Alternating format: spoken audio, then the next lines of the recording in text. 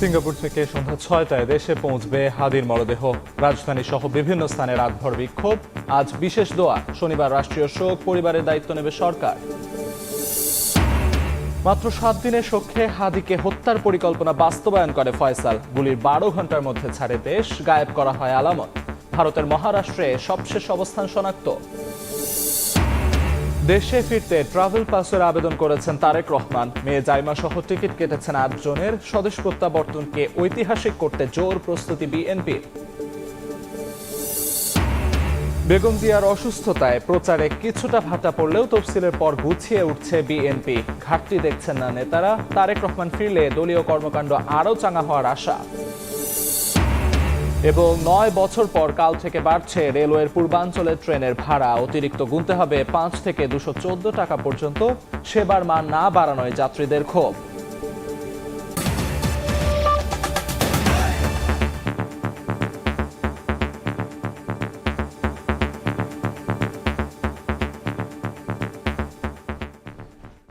পরিশ্রমের সঙ্গে আছি আমি আমিরুল ইসলাম আলিফ।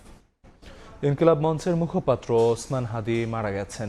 সিঙ্গাপুর জেনারেল হাসপাতালে চিকিৎসাধীন অবস্থায় শেষ নিঃশ্বাস ত্যাগ করেন তিনি। সন্ধ্যা ৬টায় তার মরদেহ পৌঁছবে দেশে। তার মৃত্যুতে শোকস্তব্ধ দেশের রাজনৈতিক অঙ্গন। রাজধানী সহ দেশের বিভিন্ন স্থানে চলছে বিক্ষোভ মিছিল। শোক জানিয়েছেন বিভিন্ন রাজনৈতিক দলের নেতারা। শরীফ ওসমান হাদি, যার কণ্ঠে আর মুখরিত হবে না মুক্তির স্লোগান, আর দেখাবেন না পরিবর্তনের স্বপ্ন। সিঙ্গাপুরের একটি হাসপাতালে শেষ নিঃশ্বাস ত্যাগ করেন এই জুলাই বীর। গত ১২ ডিসেম্বর জুম্মার নামাজ শেষে গণসংযোগ করে রিকশাযোগে ফেরার পথে রাজধানীর বিজয়নগর এলাকায় মাথায় গুলি করা হয় ইনকিলাব মঞ্চের মুখপাত্র ও ঢাকা ৮ আসনের সম্ভাব্য স্বতন্ত্র পদপ্রার্থী শরীফ ওসমান হাদিকে। তাৎক্ষণিক তাকে ঢাকা মেডিকেল কলেজ হাসপাতালে নেওয়া হলে অবস্থার অবনতি সাপেক্ষে উন্নত চিকিৎসার জন্য সেদিনই স্থানান্তর করা হয় রাজধানীর এভারকেয়ার হাসপাতালে। পরে মেডিকেল টিম ও পরিবারের পরামর্শে ১৫ ডিসেম্বর সোমবার এয়ার অ্যাম্বুলেন্সে হাদিকে নেওয়া হয় সিঙ্গাপুরে। ১৮ ডিসেম্বর বৃহস্পতিবার সিঙ্গাপুর জেনারেল হাসপাতালে মৃত্যুর সঙ্গে পাঞ্জা লড়ে পৃথিবীর মায়া ত্যাগ করেন তিনি। দেশে থাকা ওসমান হাদির মেডিকেল টিমের সদস্য বিষয়টি নিশ্চিত করেন। অপারেশনে যাওয়ার পরে আসলে তখন আর খারাপ হয়ে যায় এবং পরবর্তীতে তো আমরা আসলে তার মৃত্যু সংবাদ শুনতে পাই। সিঙ্গাপুর জেনারেল হসপিটালের নিউরোসার্জনদের সাথে কথা বলেছিলাম এই সময়ে, আমার কাছে ৯টা ৪৫-৪৬ তারা বলছিল যে আসলে হ্যাঁ, আমাদের মাঝে আর হাদি নেই, হাদি চলে গিয়েছে। শুক্রবার সন্ধ্যা ৬টায় দেশে পৌঁছাবে তার মরদেহ। তুষার আহমেদ ইমন, সময় সংবাদ, ঢাকা। শরীফ ওসমান হাদির মৃত্যুর খবরে রাজধানীর শাহবাগে অবস্থান নিয়েছেন সমর্থকরা। এই মুহূর্তে শাহবাগে আছেন সহকর্মী শাহরিয়ার সৌমিক। সরাসরি যাচ্ছি তার কাছে।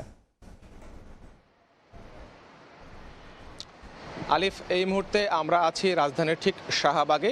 গতকাল রাত আনুমানিক 10টার দিকে ইনকিলাব মঞ্চের যে মুখপাত্র ওসমান হাদি, তার মৃত্যুর সংবাদের পর থেকেই আমরা শাহবাগে অবস্থান করছি এবং এখানে কিন্তু বিক্ষুব্ধ জনতা গতকাল রাত থেকেই অবস্থান কর্মসূচি পালন করছেন এবং তাদের প্রতিবাদ সমাবেশ পালন করছেন এবং তারা কিন্তু স্লোগানে সারা রাত কিন্তু এখানে মুখরিত করে রেখেছিল এই শাহবাগ চত্বর এবং তারা কিন্তু পুরো এই শাহবাগ চত্বর কিন্তু ব্লকেট কর্মসূচি পালন করছে। সেই গতকাল রাত 10টা থেকেই কিন্তু তারা এখানে অবস্থান করছেন এবং আমরা ওসমান হাদির যে মৃত্যুর ঘটনা, সেই মৃত্যুর ঘটনা বা সিঙ্গাপুর থেকে বাংলাদেশে এই মৃত্যুর সংবাদ আসার পর থেকেই কিন্তু শুধু শাহবাগ নয়, রাজধানী সহ দেশের বিভিন্ন জায়গায় কিন্তু এই বিক্ষোভ এবং প্রতিবাদ সমাবেশ কিন্তু ছড়িয়ে পড়ে এবং তারই ধারাবাহিকতায় কিন্তু শাহবাগে রাত থেকেই ব্লকেট কর্মসূচি চলে এবং সারা রাত পেরিয়ে এখন কিন্তু ভোর 6টা।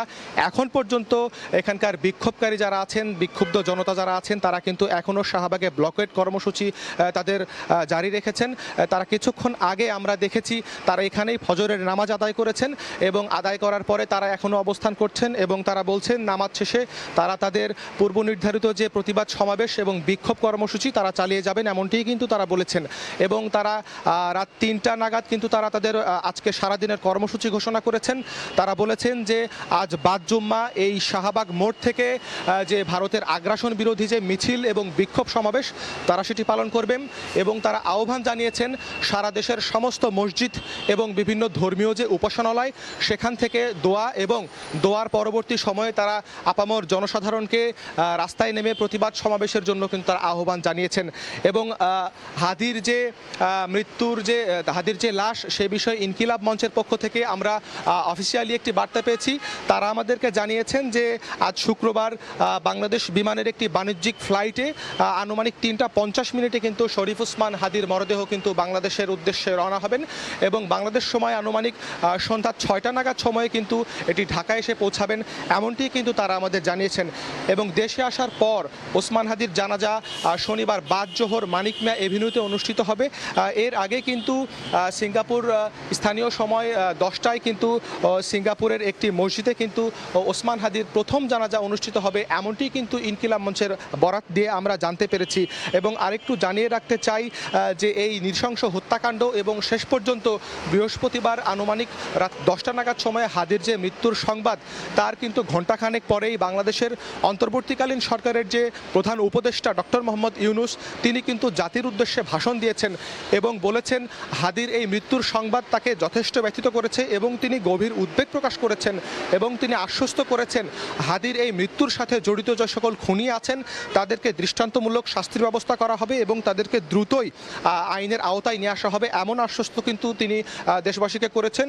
পাশাপাশি তিনি বলেছেন দেশবাসীকে এবং সর্বস্তরের সকল জনগণকে তারা কিন্তু শান্ত থাকার কিন্তু তিনি আহ্বান জানিয়েছেন এবং আরেকটি বিষয় তিনি জানিয়েছেন ওসমান হাদির রেখে যাওয়া একটি সন্তান এবং তার যে পরিবার তার পরিবারের সকল দায়িত্ব কিন্তু অন্তর্বর্তীকালীন সরকার নেবে এমনটি কিন্তু তিনি জাতির উদ্দেশ্যে এই ভাষণে জানিয়েছেন এবং আরেকটি বিষয় জানিয়ে রাখতে চাই যে আগামী শনিবার কিন্তু হাদির এই মৃত্যু উপলক্ষে রাষ্ট্রীয় শোক ঘোষণা করেছেন অন্তর্বর্তীকালীন সরকারের প্রধান উপদেষ্টা। পাশাপাশি তিনি জানিয়েছেন বাংলাদেশের সরকারি বেসরকারি স্বায়ত্তশাসিত এবং আধা সরকারি সকল প্রতিষ্ঠান এবং বাংলাদেশের বাইরে যে হাইকমিশনগুলো আছে তার সকল প্রতিষ্ঠানেই কিন্তু জাতীয় পতাকা শনিবার কিন্তু জাতীয় পতাকা অর্ধনমিত করা হবে এমনটি কিন্তু তিনি জানিয়েছেন। আমরা আপনাদের জানিয়ে রাখতে চাই যে গতকাল রাতে ওসমান হাদির যে মৃত্যুর সংবাদ আসে তারপর থেকেই কিন্তু রাজধানী সহ দেশের বিভিন্ন জায়গায় কিন্তু বিক্ষোভ সমাবেশ অনুষ্ঠিত হয় এবং আপামর জনসাধারণ কিন্তু রাস্তায় নেমে আসে। আমরা লক্ষ্য করে দেখেছি যে রাজধানীর কাউরান বাজারের প্রথম আলো ডেইলি স্টার যে পত্রিকার যে অফিস সেখানে হামলা এবং ভাঙচুরের ঘটনা ঘটেছে। ধানমন্ডি 32-এর যে শেখ মুজিবুর রহমানের যে পরিত্যক্ত বাড়ি যেটি আগেই ভাঙা হয়েছিল সেটিতে আবার ভাঙচুর করা হয়েছে এবং পাশাপাশি ছায়ানটে ভাঙচুর করা হয়েছে এবং দেশের বিভিন্ন জায়গায় কিন্তু আইনশৃঙ্খলা রক্ষাকারী বাহিনীর সাথে বিক্ষুব্ধ জনতার কিন্তু বেশ কিছু জায়গায় মুখোমুখি সংঘর্ষের ঘটনার তথ্যও কিন্তু আমাদের কাছে এসেছে। আমরা কিন্তু এমনটি কিন্তু দেখেছি এবং পাশাপাশি এখানকার যারা শাহবাগে যারা আন্দোলন করছেন এখানে শুধু সাধারণ ছাত্র জনতা আন্দোলন করেছেন তা নয়, এখানকার ক্রিয়াশীল যে ছাত্র সংগঠনগুলো আছে বাংলাদেশের তারাও কিন্তু এখানে এসে জমায়েত সৃষ্টি করেছেন। বিশেষ করে সদ্য বিদায়ী যে পদত্যাগকারী যে উপদেষ্টা আসিফ মাহমুদ, সজীব ভুঁইয়া, মাহফুজ আলম তারাও কিন্তু এখানে এসেছিলেন এবং এনসিপির পক্ষ থেকে কিন্তু নাহিদ এসেছিলেন, আরও তারা তাদের কেন্দ্রীয় যে নেতৃবৃন্দ তারাও কিন্তু এখানে এসেছিলেন এবং তারা হাদির এই খুনের সাথে জড়িতদের প্রতি ধিক্কার এবং নিন্দা জানিয়েছেন। পাশাপাশি তারা উদ্বেগ প্রকাশ করেছেন যে আপনারা কিন্তু জেনে থাকবেন যে ইতোমধ্যে কিন্তু ত্রয়োদশ জাতীয় সংসদ নির্বাচনের তফসিল কিন্তু ঘোষণা হয়ে গিয়েছে এবং তফসিল ঘোষণার পর দিন 12ই ডিসেম্বর হাদিকে এই গুলি করার ঘটনা কিন্তু রাজনৈতিক মহলে বেশ আলোড়ন সৃষ্টি করেছে এবং নির্বাচনের যারা আছেন সম্ভাব্য যারা প্রার্থী আছেন তাদের যে জীবনের যে ঝুঁকি এবং শঙ্কা এই বিষয়টা নিয়ে কিন্তু রাজনৈতিক মহলে ব্যাপক সমালোচনার কিন্তু সৃষ্টি কিন্তু হয়েছে এবং দর্শক আপনাদের জানিয়ে রাখতে চাই ঢাকা শরীফ ওসমান হাদি ইনকিলাব মঞ্চের মতো একটি সাংস্কৃতিক প্ল্যাটফর্মের মুখপাত্র ছিলেন। পাশাপাশি তিনি কিন্তু ঢাকার একটি গুরুত্বপূর্ণ আসন অর্থাৎ ঢাকা ৮ আসন, যেটি শাহবাগ, মতিঝিল এবং বেশ কিছু এলাকা নিয়ে যেটি প্রসারিত, সেই এলাকাতে কিন্তু স্বতন্ত্র সংসদ সদস্য প্রার্থী হিসেবে তার কিন্তু নির্বাচন করার কথা ছিল এবং সেভাবেই কিন্তু তিনি আগাচ্ছিলেন তার নির্বাচনী প্রচারণায়। ঠিক একইভাবে তার ধারাবাহিকতায় গত 12ই ডিসেম্বর এই নির্বাচনী প্রচারণার একটি অংশ হিসেবে তিনি জুম্মার নামাজের পর মুসল্লিদের সাথে কুশল বিনিময় করেন এবং তার নির্বাচনী প্রচারণার কাজ চালিয়ে যান। পরবর্তীতে কিন্তু তিনি একটি ব্যাটারি চালিত অটোরিকশা যোগে রাজধানীর বিজয়নগর যে বক্স কালভার্ট রোড, সেই রোড ধরে কিন্তু সেই বক্স কালভার্ট রোড দিয়ে তিনি আগাচ্ছিলেন এবং এক পর্যায়ে তাকে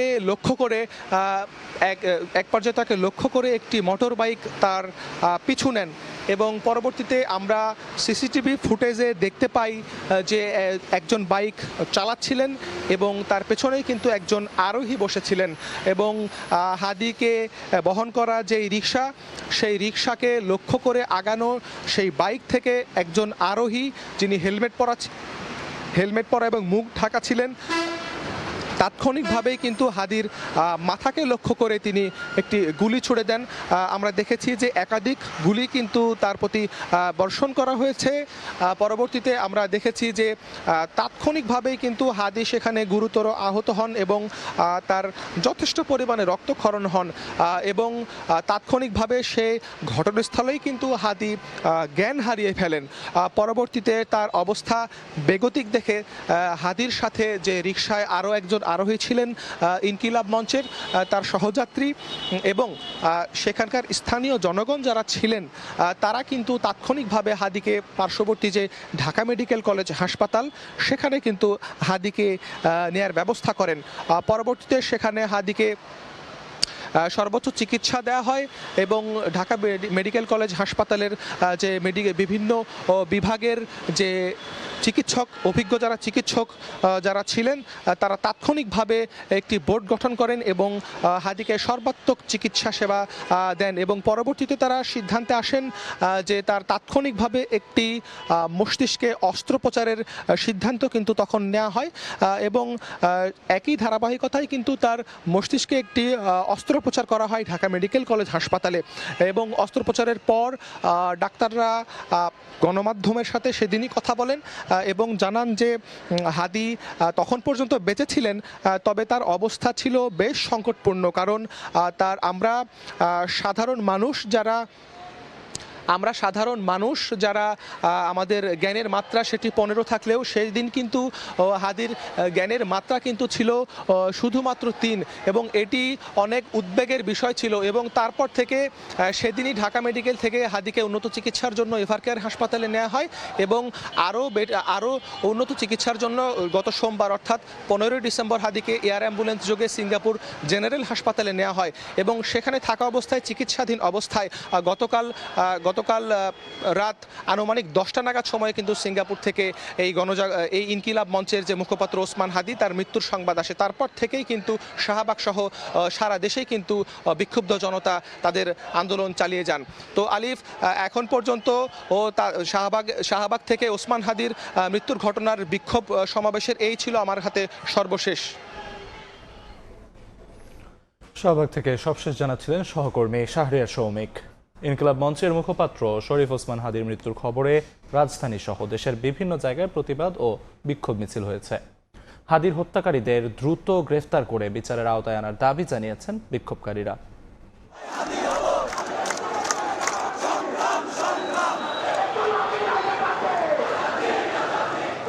ইনকিলাব মঞ্চের মুখপাত্র শরীফ ওসমান হাদির মৃত্যুতে উত্তাল সারা দেশ। বৃহস্পতিবার রাতে সিঙ্গাপুর থেকে মৃত্যুর খবর পৌঁছানোর পরই উত্তাল হয়ে ওঠে শাহবাগ ও টিএসসি এলাকা। হাদির হত্যাকারীদের বিচারের দাবিতে শুরু হয় বিক্ষোভ।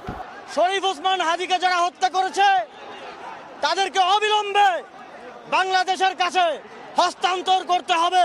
আমরা সকলে ঐক্যবদ্ধ থাকব, আমরা সকলে আমাদের জায়গা থেকে দায়িত্বশীল হব যে এই ওসমান হাদিকে যারা খুন করে ভারতে পালিয়েছে তাদেরকে ফেরত দিতে হবে। আমাদের সবার মাথার দর নির্ধারণ হয়েছে, আর ঘরে বসে থাকার সুযোগ নাই। আমরা এবার নামছি 5 আগস্টের আগেও নেমেছিলাম, শহীদই হব, শহীদই মৃত্যু হব সেই আকাঙ্ক্ষা নিয়ে আমরা আবারও নেমেছি। যদি মৃত্যু হয় আমাদের শত্রুদেরকে মোকাবেলা করে মরব আমরা। কারওয়ান বাজার ও ফার্মগেটেও হয় বিক্ষোভ। দৈনিক প্রথম আলো ও ডেইলি স্টারের প্রধান কার্যালয়ে ভাঙচুর ও অগ্নিসংযোগের ঘটনা ঘটে। মোতায়েন করা হয় সেনাবাহিনী। পরে ফায়ার সার্ভিস আগুন নিয়ন্ত্রণে আনে। উদ্ধার করা হয় আটকে পড়াদের। হাদির মৃত্যুর ঘটনায় জড়িতদের বিচার দাবিতে মিছিল নিয়ে গাজীপুরের শিববাড়িতে জড়ো হন বিক্ষুব্ধ জনতা। এ সময় স্লোগানে উত্তাল হয়ে ওঠে রাজপথ। হত্যাকাণ্ডের দৃষ্টান্তমূলক শাস্তির পাশাপাশি জুলাই যোদ্ধাদের নিরাপত্তা নিশ্চিতের দাবি জানান তারা। রাজশাহীতে বিক্ষোভ হয়েছে হাদির হত্যাকারীদের বিচারের দাবিতে। রাতে এক পর্যায়ে বুলডোজার দিয়ে গুড়িয়ে দেওয়া হয় মহানগর আওয়ামী লীগের কার্যালয়। চাঁপাইনবাবগঞ্জে বৃহস্পতিবার রাত 11:30টার দিকে জেলা শহরের বাতেনখার মোড় থেকে বিক্ষোভ মিছিল বের হয়। ইনকিলাব মঞ্চের মুখপাত্র শরীফ ওসমান হাদির মৃত্যুর খবরে তার নিজ জেলা ঝালকাঠিতে মহাসড়কে আগুন জ্বালিয়ে বিক্ষোভ হয়। এতে অংশ নেন বিভিন্ন রাজনৈতিক দলের নেতাকর্মী সহ নানা শ্রেণী পেশার মানুষ। আমরা হাদির এই যে খুনের দৃষ্টান্তমূলক শাস্তি চাই, ওর বাচ্চাটা যাতে সম্মানজনকভাবে থাকতে পারে, এটার সরকার জানি খুব কেয়ারফুলি দেখে। লক্ষ্মীপুর জেলা শহরের উত্তর তেমুহনী ট্রাফিক চত্বর এলাকা থেকে বিক্ষোভ মিছিল বের করেন বিক্ষুব্ধ ছাত্র জনতা। তুষার আহমেদ ইমন, সময় সংবাদ। ইনকিলাব মঞ্চের মুখপাত্র শরীফ ওসমান হাদির মৃত্যুতে শনিবার রাষ্ট্রীয় শোক ঘোষণা করা হয়েছে। পাশাপাশি শুক্রবার দেশের সব মসজিদে বিশেষ দোয়া ও মোনাজাতের আয়োজন করা হবে বলে জানিয়েছেন প্রধান উপদেষ্টা ডক্টর মোহাম্মদ ইউনূস। দেশবাসীকে ধৈর্য ধরার আহ্বান জানিয়ে তিনি বলেন, সরকার শহীদ হাদির পরিবারের দায়িত্ব গ্রহণ করবে। একই সঙ্গে দ্রুতই আসামিদের আইনের আওতায় এনে বিচার নিশ্চিত করা হবে। হাদির মৃত্যুর শোককে শক্তিতে পরিণত করে সবাইকে ঐক্যবদ্ধ হওয়ার আহ্বান জানিয়েছেন প্রধান উপদেষ্টা। সিঙ্গাপুরে চিকিৎসাধীন জুলাই গণঅভ্যুত্থানের সম্মুখভাগের অকুতোভয় যোদ্ধা ও ইনকিলাব মঞ্চের মুখপাত্র শরীফ ওসমান হাদি আর আমাদের মাঝে নেই। ইন্না লিল্লাহি ওয়া ইন্না ইলাইহি রাজিউন। শরীফ ওসমান হাদির এই অকাল মৃত্যুতে আমি গভীর শোক ও দুঃখ প্রকাশ করছি। শহীদ ওসমান হাদির স্ত্রী ও একমাত্র সন্তানের দায়িত্ব সরকার গ্রহণ করবে। শহীদ শরীফ ওসমান হাদির অকাল মৃত্যুতে আগামী শনিবার একদিনের রাষ্ট্রীয় শোক ঘোষণা করছি। এই নৃশংস হত্যাকাণ্ডের সঙ্গে জড়িত সকল অপরাধীকে দ্রুত আইনের আওতায় আনা হবে এবং তাদের বিরুদ্ধে সর্বোচ্চ শাস্তি নিশ্চিত করা হবে। এ যেন ক্রাইম থ্রিলার সিনেমার স্ক্রিপ্ট। বিদেশ থেকে দেশে এসে গঠন করা হয় শুটার টিম। পরিকল্পনা বাস্তবায়নে টার্গেটের সঙ্গে চলে কৌশলে সখ্য তৈরি। মাত্র 7 দিনে সখ্য করে গুলি করে তারেক রহমান। মেয়ে জাইমা রহমান সহ টিকিট কেটেছেন 8 জনের। তার স্বদেশ প্রত্যাবর্তনকে ঐতিহাসিক করতে জোর প্রস্তুতি নিচ্ছে বিএনপি। ঢাকায় পৌঁছাবেন 25 ডিসেম্বর বেলা 11:55। বিমানবন্দর থেকে অসুস্থ মাকে দেখতে যাবেন এভার কেয়ারে। বিমানবন্দর কর্তৃপক্ষের সঙ্গে বৈঠক শেষে তথ্য জানান দলের স্থায়ী কমিটির সদস্য সালাউদ্দিন আহমদ। 1/11 তত্ত্বাবধায়ক সরকারের আমলে লন্ডনে চলে যান বিএনপির ভারপ্রাপ্ত চেয়ারম্যান তারেক রহমান। এরপর আওয়ামী শাসনামলের পুরোটাই কাটে তার নির্বাসিত জীবন। 5 আগস্ট পরবর্তী সময়ে তার দেশে ফেরা নিয়েছিল নানা জল্পনা কল্পনা। 23 নভেম্বর তার মা এবং বিএনপি চেয়ারপারসন বেগম খালেদা জিয়া অসুস্থ হওয়ার পর দেশে ফেরার বিষয়টি একক সিদ্ধান্ত নয় বলে বার্তা দেন। তবে 12 ডিসেম্বর বিএনপির পক্ষ থেকে আনুষ্ঠানিকভাবে জানানো হয় আগামী 25 ডিসেম্বর দেশে ফিরছেন তারেক রহমান। এরই মধ্যে দেশে ফিরতে ট্রাভেল পাসের আবেদন করেছেন তারেক রহমান। স্ত্রী ডাক্তার জুবাইদা রহমান, মেয়ে ব্যারিস্টার জাইমা রহমান সহ 8 জনের জন্য কাটা হয়েছে টিকিট। বিমানের BG 202 ফ্লাইটে 24 ডিসেম্বর লন্ডনের স্থানীয় সময় সন্ধ্যা 6:20 বাংলাদেশের উদ্দেশ্যে রওনা হবেন বিএনপির ভারপ্রাপ্ত চেয়ারম্যান। দলের ভারপ্রাপ্ত চেয়ারম্যানের দেশে ফেরাকে কেন্দ্র করে গঠন করা হয়েছে অভ্যর্থনা কমিটি। বৃহস্পতিবার ওই কমিটি বৈঠক করে বিমানবন্দর কর্তৃপক্ষের সঙ্গে। পরে জানানো হয় বিমানবন্দর থেকে এভার কেয়ার হাসপাতালে যাবেন তারেক রহমান। আমরা অভ্যর্থনা কমিটি গঠন করেছি, তার আহ্বায়ক এবং সদস্য সচিব জনাব রুহুল কবির রিজভী এবং মিডিয়া সেলের প্রধান এই জনাব পাবেল, ডাক্তার পাবেল, সিকিউরিটি টিমের প্রধান সহ ব্রিগেডিয়ার সান সহ সরেজমিনে বিমানবন্দরে যেখানে তিনি অবতরণ করবেন সেই জায়গা থেকে কিভাবে কোথায় বসবেন এবং গাড়িতে উঠবেন এবং সমস্ত রাস্তা যে দিক দিয়ে উনি এবার কেয়ার হসপিটালে যাবেন, ওখান থেকে বাসায় আসবেন। সালাউদ্দিন আহমদ আরও জানান, শৃঙ্খলা বজায়ের পাশাপাশি অভ্যর্থনার জায়গা নিয়েও চলছে যাচাই বাছাই। আর নিরাপত্তার বিষয়টি আলাদাভাবে সরকারের সংশ্লিষ্ট মহলের সাথে সব বিভাগীয় প্রধানদের সাথে আমাদের নিরাপত্তা টিমের যিনি প্রধান এবং অন্যান্য সদস্য আছেন তারা সমন্বয় করছেন বেশ কয়েকদিন থেকে। সরকারের পক্ষ থেকে আমরা বেশ সহযোগিতা পাচ্ছি। সমাবেশের প্রসঙ্গে জানতে চাইলে দলের সিনিয়র যুগ্ম মহাসচিব রুহুল কবির রিজভী বলেন, ঐতিহাসিক জনসমাগমের জন্য প্রস্তুতি চলছে। ইতিহাসের স্মরণীয় জনসমাগম নিশ্চিত করার জন্য আমাদের এই কমিটির নেতৃবৃন্দরা দিনরাত তারা পরিশ্রম করছেন এবং কাজ করে যাচ্ছেন। তারেক রহমানকে সংবর্ধনা জানাতে সারা দেশ থেকে ঢাকামুখী নেতাকর্মীদের জন্য 24 ডিসেম্বর 7টি রুটে বিশেষ ট্রেন ও অতিরিক্ত বগি রিজার্ভের অনুমতি চেয়ে রেলপথ মন্ত্রণালয়ে চিঠি দিয়েছে বিএনপি। দলটির সিনিয়র যুগ্ম মহাসচিব রুহুল কবির রিজভী স্বাক্ষরিত একটি চিঠি রেলপথ সচিবকে দেয়া হয়েছে। মুরসালিন হক জুনায়েদ, সময় সংবাদ, ঢাকা। বেগম খালেদা জিয়ার শারীরিক জটিলতায় নির্বাচনী প্রচারণায় কিছুটা ভাটা পড়লেও তফসিলের পর আবারও গুছিয়ে উঠছে বিএনপি। নেতারা বলছেন, প্রতিকূলতার মধ্যেও প্রস্তুতিতে ঘাটতি নেই। রাজনীতিতে বেগম জিয়ার অনুপস্থিতির শূন্যতা পূরণ না হলেও নেতাকর্মীরা চাঙা হবেন তারেক রহমান ফিরলে। তার নেতৃত্বে ঐক্যবদ্ধ হয়ে নির্বাচনী লড়াইয়ে যাবে বিএনপি। হাসান আলীর প্রতিবেদন। আগামী জাতীয় সংসদ নির্বাচনকে সামনে রেখে মাঠে ঘাটে চষে বেরিয়েছেন। দলীয় প্রতীক ধানের শীষের পক্ষে ভোট টানতে মানুষের দুয়ারেও ছুটে গেছেন কর্মীরা। মাঝে খানিক সময়ের জন্য হঠাৎই ছন্দপতন। দলীয় প্রধান বেগম খালেদা জিয়ার শারীরিক অসুস্থতায় ভাটা পড়ে সেই সব কর্মসূচিতে। বিএনপি নেত্রীর সুস্থতা কামনায় সারা দেশে শুরু হয় দোয়া মোনাজাত কর্মসূচি। প্রতিদ্বন্দ্বিতাপূর্ণ নির্বাচনের আভাসে তফসিলের আগে সম্ভাব্য প্রার্থী তালিকা ঘোষণা করে বেশিরভাগ দল। 2 দফায় 273টি আসনে প্রার্থী চূড়ান্ত করেছে বিএনপি। এবার তফসিল ঘোষণার পর আবারও নির্বাচনমুখী ধানের শীষের প্রার্থী সমর্থকরা। এরই মধ্যে ভারপ্রাপ্ত চেয়ারম্যান তারেক রহমানের দেশে ফেরার সংবাদে খুশি জোয়ার বইছে বিএনপি নেতাকর্মীদের মাঝে। বিএনপি নেতারা বলছেন, ঢালাওভাবে প্রচারণা না হলেও বেগম জিয়ার সুস্থতায় দোয়া মাহফিলের মধ্য দিয়ে ভোটারদের মন জয়ের চেষ্টায় ছিলেন প্রার্থীরা। প্রিয় নেত্রীর সুস্থতা কামনায় আমরা দোয়া মাহফিল করছি। পাশাপাশি আগামী নির্বাচনে বাংলাদেশ জাতীয়তাবাদী দল বিএনপি যদি ধানের শীষের প্রতীক নিয়ে আমরা নির্বাচিত হতে পারি, আমরা যদি সরকার গঠন করতে পারি, সেই কর্ম পরিকল্পনাগুলো কিন্তু আমরা প্রত্যেকটি সাধারণ মানুষের দোরগোড়ায় পৌঁছে দিচ্ছি। বিএনপির স্থায়ী কমিটির এই সদস্য বলছেন, রাজনীতিতে বেগম খালেদা জিয়ার অনুপস্থিতির শূন্যতা পূরণ না হলেও নেতাকর্মীরা চাঙা হবেন তারেক রহমান ফিরলে। তার নেতৃত্বেই ঐক্যবদ্ধ হয়ে নির্বাচনী লড়াইয়ে ঝাঁপিয়ে পড়বে বিএনপি। দেশনেত্রী বেগম খালেদা জিয়া, তার শূন্যতা তো আমাদের সবসময় থাকবে। আমরা সবসময় তাকে ফিল করি। যতই উনি ভালো সুস্থ হয়ে আসুক, ঠিক ওইভাবে তো উনি আর মাঠে আসতে পারছেন না। যেটা উনি করতেন সারা বাংলাদেশে ঘুরে, সেটা তো করতে হবে আমাদের ভারপ্রাপ্ত চেয়ারম্যানকে। বিএনপি নীতি নির্ধারকদের মতে কোনো পরিস্থিতিতেই ফেব্রুয়ারি নির্বাচন পেছানো যাবে না। তফসিল হয়েছে এবার ভোটের লড়াইয়ে 12 ফেব্রুয়ারির অপেক্ষায় বিএনপি। ওনার অসুস্থতায় পুরো জাতি থমকে গেছে। মানুষের তো শারীরিক অবস্থা যখন তখন তার খারাপ হতে পারে। এর অর্থে জাতীয় কোনো ইভেন্ট বন্ধ হয়ে থাকার তো কোনো কারণ নাই। নির্বাচন চলবে। আওয়ামী লীগবিহীন নির্বাচনকেও সহজভাবে নিচ্ছে না বিএনপি, বরং ধর্মীয় দলগুলোর জোটকে ভোটের মাঠে শক্তভাবে মোকাবেলায় প্রস্তুত বলে জানান নেতারা। হাসান ওয়ালি, সময় সংবাদ, ঢাকা। বেগম খালেদা জিয়ার শারীরিক অবস্থা স্থিতিশীল, ঠিকমতো চিকিৎসা গ্রহণ করতে পারছেন। বৃহস্পতিবার দুপুরে রাজধানী এভার কেয়ার হাসপাতালে ব্রিফিংয়ে তার ব্যক্তিগত চিকিৎসক ও বিএনপির স্থায়ী কমিটির সদস্য ডাক্তার AZM জাহিদ হোসেন কথা বলেন। আশা প্রকাশ করেন, ধীরে ধীরে সুস্থ হয়ে উঠবেন বেগম জিয়া। এ সময় বিএনপি চেয়ারপারসনের সুস্থতা কামনায় দেশবাসীর কাছে দোয়া চান তিনি।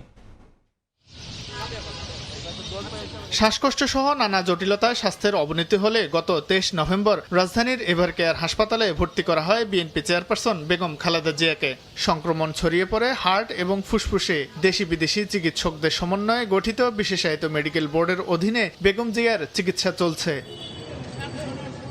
বৃহস্পতিবার দুপুরে বেগম জিয়ার শারীরিক অবস্থা নিয়ে ব্রিফ করেন ডাক্তার জেড.এম. জাহিদ হোসেন। তিনি জানান, বেগম জিয়ার শারীরিক অবস্থা স্থিতিশীল, তবে ঠিকমতো চিকিৎসা গ্রহণ করতে পারছেন তিনি। পরামর্শ মোতাবেক যে চিকিৎসা ওনাকে দেওয়া হচ্ছে সেই চিকিৎসা উনি ঠিকমতো গ্রহণ করতে পারছেন এবং ওনার শারীরিক অবস্থা গত কয়েকদিন পূর্বেও যে অবস্থায় ছিল আলহামদুলিল্লাহ উনি সেটি মেনটেন করে যাচ্ছেন।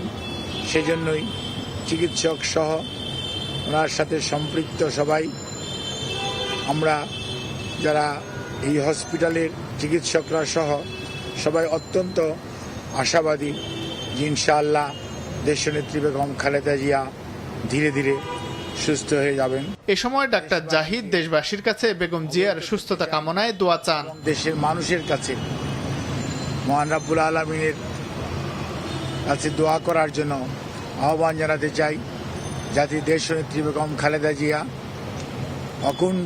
মানুষের অকুণ্ঠ ভালোবাসা, শ্রদ্ধা এবং দোয়ায় আল্লাহ রাব্বুল আলামিনের অশেষ রহমতে আবারও সুস্থ হয়ে বাংলাদেশের রাজনীতি তথা বাংলাদেশে ওনার যথাযথ ভূমিকা রাখতে পারেন। বিএনপি চেয়ারপারসন বেগম খালেদা জিয়া টানা 26 দিন ধরে এভারকেয়ার হাসপাতালে ভর্তি আছেন। শাহিন আলম, সময় সংবাদ, ঢাকা।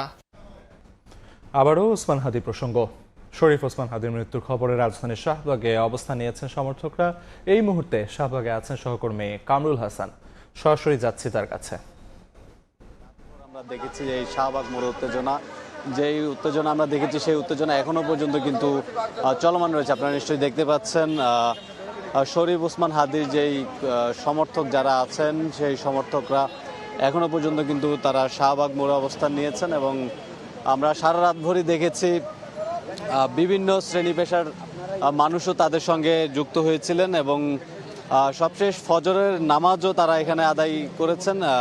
ফজর নামাজের পর লোক সংখ্যা কিছুটা কমলেও এখনো পর্যন্ত তারা কিন্তু এই শাহবাগের যে মোড় সেই মোড়টি তারা ছেড়ে যাননি এবং তারা এখনো পর্যন্ত যে হাদির উপর যেই নৃশংসতম হামলা চালানো হয়েছে এবং এই ঘটনায় হাদির যে মৃত্যু হয়েছে সেই ঘটনায় বিচারের দাবি জানিয়ে তারা এখনো পর্যন্ত শাহবাগ মোড় দখল করে রেখেছেন। আপনারা নিশ্চয়ই দেখতে পাচ্ছেন নানান শ্রেণী পেশার মানুষ এখানে অংশ নিয়েছেন এবং তারা এই বিক্ষোভ থেকে যে দাবিটুকু জানিয়ে যাচ্ছেন সেটি হচ্ছে ইনকিলাব মঞ্চের মুখপাত্র শরীফ ওসমান হাদির উপর যে ছাত্রলীগের সন্ত্রাসীরা যে হামলা চালিয়েছে সেই হামলায় জড়িত যারা তারা ইতিমধ্যে আপনারা জানতে পেরেছেন যে তারা ভারতে পালিয়ে গেছে, তাদেরকে বাংলাদেশে ফিরিয়ে এনে যে বিচারের যে প্রক্রিয়া সেই বিচার প্রক্রিয়া শুরু করা যায় সেই দাবিটুকু জানিয়েছে এবং এর পরিপ্রেক্ষিতে এখানে বিক্ষুব্ধ যে জনতা রয়েছে তারা বলছে যে ভারত থেকে যে পলাতক যে আসামিরা রয়েছে অর্থাৎ শরীফ ওসমান হাদির হত্যাকাণ্ডের সঙ্গে জড়িত ছাত্রলীগের যে সকল নেতাকর্মীদের নাম উঠে এসেছে তাদেরকে যাতে বাংলাদেশ সরকারের কাছে ফিরিয়ে দেওয়া হয় সেই আবেদনটুকু তারা জানিয়েছে। এর আগে আমরা রাতভর দেখেছি এই যে শাহবাগের মোড়ে এনসিপি সহ জুলাই মঞ্চ, জুলাই ঐক্য সহ যত ভ্রাতৃপ্রতিম সংগঠন রয়েছে, জুলাই গণঅভ্যুত্থানের যে স্টেক হোল্ডার যেই ছাত্র জনতা রয়েছে তারা কিন্তু এই শাহবাগ মোড়ে ছিল এবং এখানে এনসিপির যে শীর্ষ নেতা যারা আছেন তারাও কিন্তু বক্তব্য রেখেছেন। তাদেরও একই বক্তব্য ছিল এই শরীফ ওসমান হাদির উপর যারা হামলা চালিয়েছে, যাদের হামলায় শরীফ ওসমান হাদি নিহত হয়েছেন। আপনারা জানেন সিঙ্গাপুরে চিকিৎসাধীন অবস্থায় গতকাল রাত 10টার দিকে সে মারা গেছে এবং এই ঘটনায় তাৎক্ষণিক প্রতিক্রিয়া হিসেবে এখানেই বিক্ষুব্ধ জনতা এই শাহবাগ মোড়ে এসে অবস্থান নেয় এবং এখানে অবস্থান নিয়ে তারা এই শরীফ ওসমান হাদির হত্যাকাণ্ডের সঙ্গে যারা জড়িত তাদেরকে দেশে ফিরিয়ে এনে অবিলম্বে দেশে ফিরিয়ে এনে বিচারের মুখোমুখি দাঁড় করানোর জন্য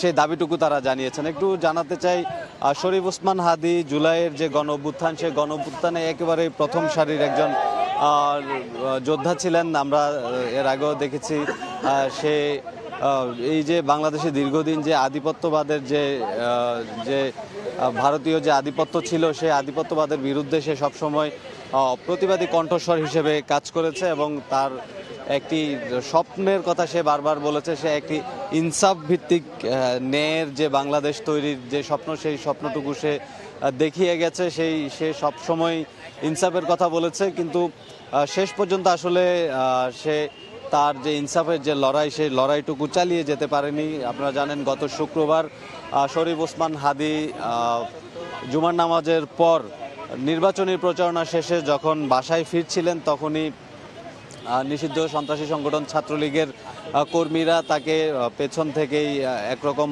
অতর্কিত হামলা চালায় এবং সেই হামলার প্রেক্ষিতে শরীফ ওসমান হাদি ঢাকা মেডিকেল কলেজে চিকিৎসা নেন এবং সেখান থেকে তাকে উন্নত চিকিৎসার জন্য রাজধানীর এভার কেয়ার হাসপাতালে পাঠানো হয় এবং সেখান থেকে আরও উন্নত চিকিৎসার জন্য বর্তমান অন্তর্বর্তীকালীন সরকার তাকে সিঙ্গাপুরে পাঠায়। সেই সিঙ্গাপুরে 3 দিন চিকিৎসাধীন থাকা অবস্থায় গতকাল রাত 10টার দিকে তার মৃত্যুর সংবাদটি আমরা পাই এবং সেই মৃত্যু সংবাদের পরপরই যে হাদির যেই কর্মী সমর্থকরা রয়েছে তারা কিন্তু এই শাহবাগ মোড় রাত থেকেই দখলে রেখেছিল। সেই দখলের অবস্থাটা আমরা এখনও কিন্তু দেখতে পাচ্ছি। আপনারা নিশ্চয়ই দেখতে পাচ্ছেন শাহবাগ মোড়টিতে এখনও পর্যন্ত নেতাকর্মীরা অবস্থান নিয়ে রেখেছেন এবং তারা দাবি জানিয়ে যাচ্ছেন যে হাদির উপর যে নৃশংসতম ঘটনা ঘটানো হয়েছে, অর্থাৎ তাকে যেভাবে হত্যা করা হয়েছে, এই ঘটনায় যারা জড়িত তাদেরকে অবিলম্বে বাংলাদেশে ফিরিয়ে এনে যাতে যে বিচারের যে কার্যক্রম, সেই কার্যক্রম যাতে নিশ্চিত করা যায়, সেই দাবিটুকু তারা জানিয়েছেন এবং তারা এই দাবি না আদায় হওয়া পর্যন্ত তারা এই শাহবাগে অবস্থান করবেন, এমনও বক্তব্য তারা দিচ্ছেন। তো এই ছিল আমার কাছে এখনকার মতো সবশেষ তথ্য শাহবাগ মোড় থেকে। শাহবাগ থেকে সরাসরি যুক্ত ছিলেন সহকর্মী কামরুল হাসান। ত্রয়োদশ জাতীয় সংসদ নির্বাচন ও গণভোট উপলক্ষে প্রস্তুতি ও নিরাপত্তা ব্যবস্থা সম্পর্কে ঢাকাস্থ বিদেশি কূটনীতিকদের অবহিত করেছে পররাষ্ট্র মন্ত্রণালয়। নির্বাচন কমিশন বিদেশি পর্যবেক্ষকদের স্বাগত জানাবে উল্লেখ করে দূতাবাসগুলোর নিরাপত্তার ব্যাপারে প্রতিশ্রুতি দেয় পররাষ্ট্র মন্ত্রণালয়। বৃহস্পতিবার রাষ্ট্রীয় অতিথি ভবন পদ্মায় ত্রয়োদশ জাতীয় সংসদ নির্বাচন এবং গণভোট বিষয়ে কূটনীতিকদের জন্য অবহিতকরণ সভার আয়োজন করে পররাষ্ট্র মন্ত্রণালয়। দুপুর 2:30টা থেকে ঢাকায় অবস্থিত মার্কিন যুক্তরাষ্ট্র, চীন, Russia, Pakistan, Spain, Norway, Sri Lanka, Algeria, Brunei, তুরস্ক, অস্ট্রেলিয়া, জার্মানি, ইতালি, ভিয়েতনাম, সংযুক্ত আরব আমিরাত দূতাবাসের পতাকাবাহী গাড়ি রাষ্ট্রীয় অতিথি ভবন পদ্মায় প্রবেশ করতে শুরু করে। এছাড়া জাতিসংঘ, ইউরোপীয় ইউনিয়নের প্রতিনিধিদের বহনকারী গাড়িও পদ্মায় প্রবেশ করতে দেখা যায়। ছিল পতাকাবিহীন বেশ কয়েকটি গাড়িও। পরে পররাষ্ট্র মন্ত্রণালয় এক সংবাদ বিজ্ঞপ্তিতে জানায়, সংক্ষিপ্ত ব্রিফিংয়ে পররাষ্ট্র সচিব আসাদ আলম সিয়াম সংসদ নির্বাচন ও গণভোট উপলক্ষে অন্তর্বর্তী সরকারের প্রস্তুতি ও নিরাপত্তা ব্যবস্থা সম্পর্কে উন্নয়ন অংশীদার, বিদেশি কূটনীতিক এবং গুরুত্বপূর্ণ স্টেক হোল্ডারদের অবহিত করেন। নির্বাচন কমিশন বিদেশি পর্যবেক্ষকদের স্বাগত জানাবে উল্লেখ করে পররাষ্ট্র সচিব পর্যবেক্ষক পাঠানোর জন্য কূটনীতিকদের আমন্ত্রণ জানান। এছাড়া সশস্ত্র বাহিনী সহ দেশের আইন শৃঙ্খলা রক্ষাকারী বাহিনী সতর্ক এবং সচেষ্ট রয়েছে বলেও জানানো হয়। দূতাবাসগুলোর নিরাপত্তার ব্যাপারেও প্রতিশ্রুতি দেন পররাষ্ট্র সচিব আসাদ আলম সিয়াম। ব্রিফিংয়ে ঢাকাস্থ দূতাবাসগুলোর প্রায় 40 জন কূটনীতিক উপস্থিত ছিলেন। শাতিলা শারমিন, সময় সংবাদ, ঢাকা। আইএমএফ থেকে ধার করে নয়, নিজেদের সক্ষমতায় দেশের রিজার্ভ বাড়াতে চান বাংলাদেশ ব্যাংকের গভর্নর। নির্বাচনকে কেন্দ্র করে অর্থনীতি চাপে পড়বে না বলেও মনে করেন তিনি। ব্যাংক খাতে হরিলুটের ফলে বিশ্বের শীর্ষ ঋণ খেলাপি দেশের তালিকায় প্রথম সারিতে পৌঁছে গেছে বাংলাদেশ, যার প্রধান কারণ রাজনৈতিক হস্তক্ষেপ। দুপুরে ব্যাংকিং খাতের সংস্কার, চ্যালেঞ্জ এবং উত্তরণ শীর্ষক সেমিনারের আয়োজন করে ইকোনমিক রিপোর্টার্স ফোরাম ইআরএফ। এ সময় ব্যাংকাররা বলেন, রাজনৈতিক সদিচ্ছা ছাড়া ব্যাংকিং সেক্টর সংস্কার সম্ভব নয়। সেমিনারে বেসরকারি গবেষণা সংস্থা সিপিডির নির্বাহী পরিচালক ফাহমিদা খাতুন বলেন, কেন্দ্রীয় ব্যাংকে স্বাধীনভাবে কাজ করার সুযোগ দিতে হবে। কেন্দ্রীয় ব্যাংকের স্বাধীনতাটা নিশ্চিত করতে হবে। এখানে রাজনৈতিক বা প্রভাবশালীদের প্রভাবের কাছে নতি স্বীকার করা যাবে না। এ সময় গভর্নর বলেন, নির্বাচন সামনে রেখে অর্থনীতি ভেঙে পড়ার কোনো আশঙ্কা নেই। ধার নিয়ে নয়, নিজেদের সক্ষমতা কাজে লাগিয়ে রিজার্ভ বাড়ানোর প্রতি জোর দেন তিনি। ধার করে আইএমএফ থেকে অর্থ নিয়ে, বিশ্বব্যাংকের অর্থ নিয়ে আমাদের রিজার্ভ বাড়ানো সম্ভব নয়, উচিত নয়। কেন্দ্রীয় ব্যাংকের স্বায়ত্তশাসনের জন্য প্রয়োজনে আন্দোলন করার কথাও বলেন তিনি। এটা নিয়ে দরকার হলে আমাদেরকে আন্দোলন করতে হবে, আপনাদেরকে কথাবার্তা বলতে হবে সবাইকে। ফরহাদুর রহমান, সময় সংবাদ, ঢাকা। 9 বছর পর কাল থেকে রেলওয়ের পূর্বাঞ্চলে বাড়ানো হচ্ছে ট্রেনের ভাড়া। পন্টেজ চার্জ আরোপের কারণে 6টি রুটে বাড়ছে নতুন ভাড়া। এতে ঢাকা, চট্টগ্রাম, সিলেট, কক্সবাজার, ঢাকা রুটের যাত্রীদের বাড়তি ভাড়া গুনতে হবে। 5 টাকা থেকে সর্বোচ্চ 214 টাকা পর্যন্ত বাড়ছে ভাড়া। তবে সেবার পরিবর্তে ভাড়া বাড়ার কারণে ক্ষোভ প্রকাশ করেছেন যাত্রীরা। বিস্তারিত জানাচ্ছেন পার্থপ্রতিম বিশ্বাস। ঢাকা, চট্টগ্রাম, সিলেট ও ময়মনসিংহ বিভাগ নিয়ে গঠিত রেলওয়ে পূর্বাঞ্চল। এই রুটে ট্রেন ও আসন ভেদে সর্বনিম্ন 5 থেকে সর্বোচ্চ 226 টাকা পর্যন্ত ভাড়া বাড়ানো হয়েছে।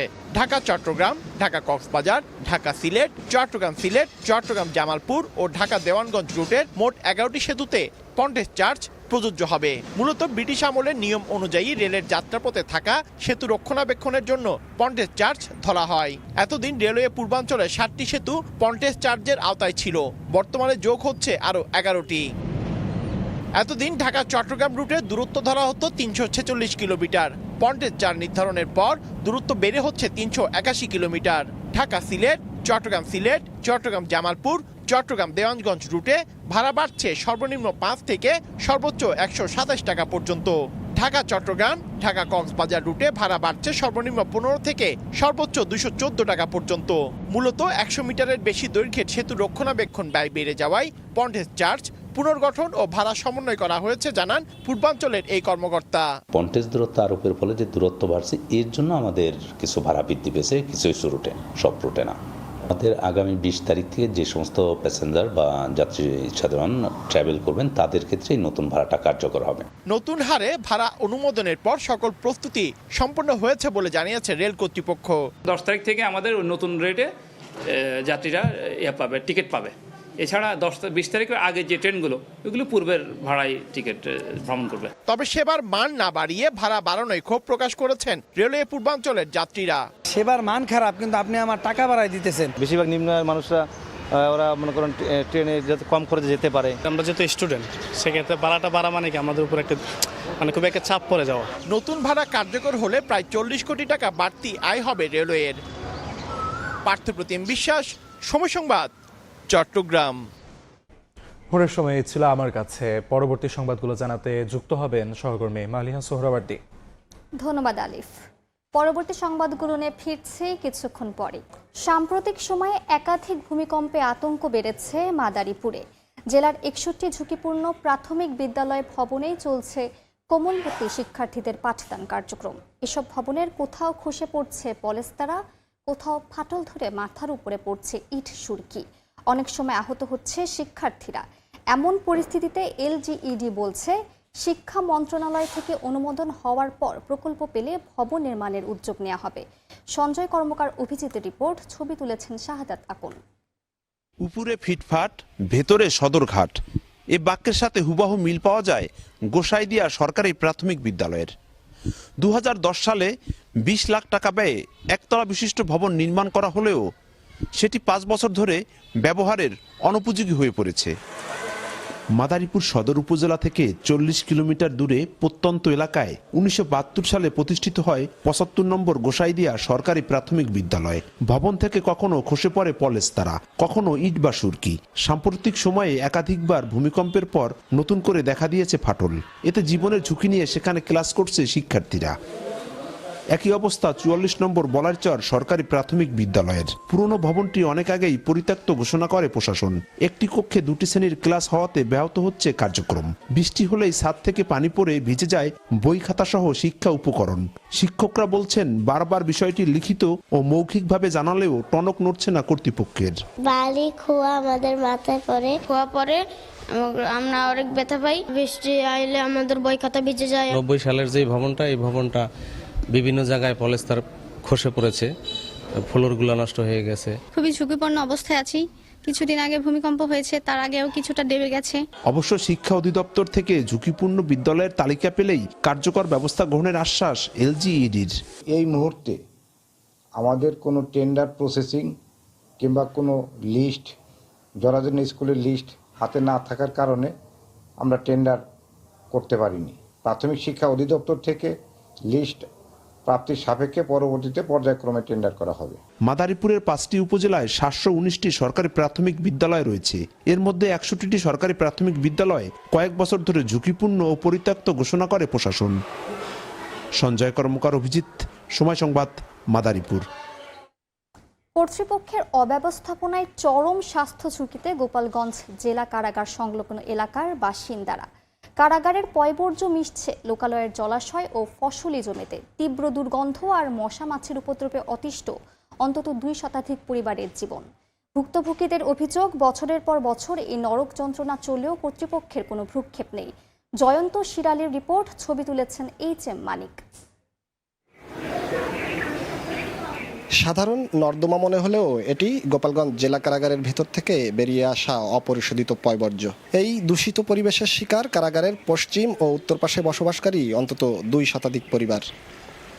অসহনীয় দুর্গন্ধের সাথে যোগ হয়েছে মশামাছির চরম উপদ্রব। 2009 সালে কারাগারটি চালুর কয়েক বছর পর থেকেই শুরু হয় ভোগান্তি। নোংরা পরিবেশের কারণে ডায়রিয়া, টাইফয়েড ও চর্মরোগ সহ নানা জটিল রোগে আক্রান্ত হচ্ছে শিশু ও বয়স্করা।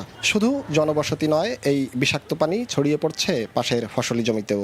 এতে বিপাকে পড়েছেন স্থানীয় কৃষকরা। এমনকি বর্জ্য মিশ্রিত পানি প্রবাহিত হয়ে মিশছে শহরের প্রধান লেকেও, যা ছড়াচ্ছে বৃহত্তর পরিবেশ দূষণ। নোংরা পানি ওই দিকে যখন ছাড়ে তখন অতিরিক্ত গন্ধ কয়। জেলখানার পচা পানি যায়, জমি উঠতেছে না। এই পানি আপনার সাপ্লাই করে কিন্তু আমাদের যে গোপালগঞ্জে যে মানুষ আছে সেই মানুষই খাচ্ছে। জেলা প্রশাসন বলেন, অন্য কোনো প্রশাসনের এদিকে কোনো তদারকি নেই। ক্যামেরায় কথা বলতে রাজি না হলেও পয়বর্জ্য বেরিয়ে পরিবেশ দূষণের কথা স্বীকার করে ড্রেন তৈরির জন্য অর্থ বরাদ্দ চাওয়ার কথা জানান কারাগার কর্তৃপক্ষ।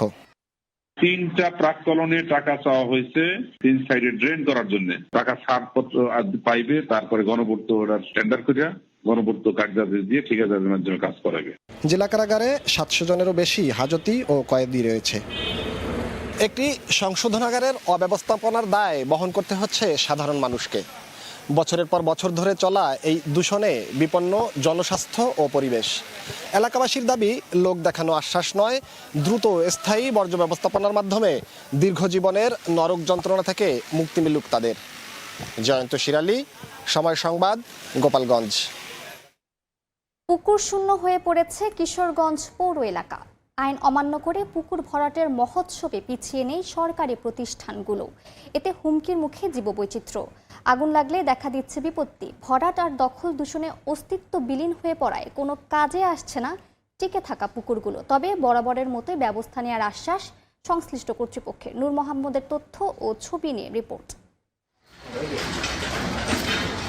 কিশোরগঞ্জ শহরের খড়মপট্টি জোড়াপুকুর এলাকায় পৌরসভার মালিকানাধীন এই পুকুরটি ভরাট করা হচ্ছে।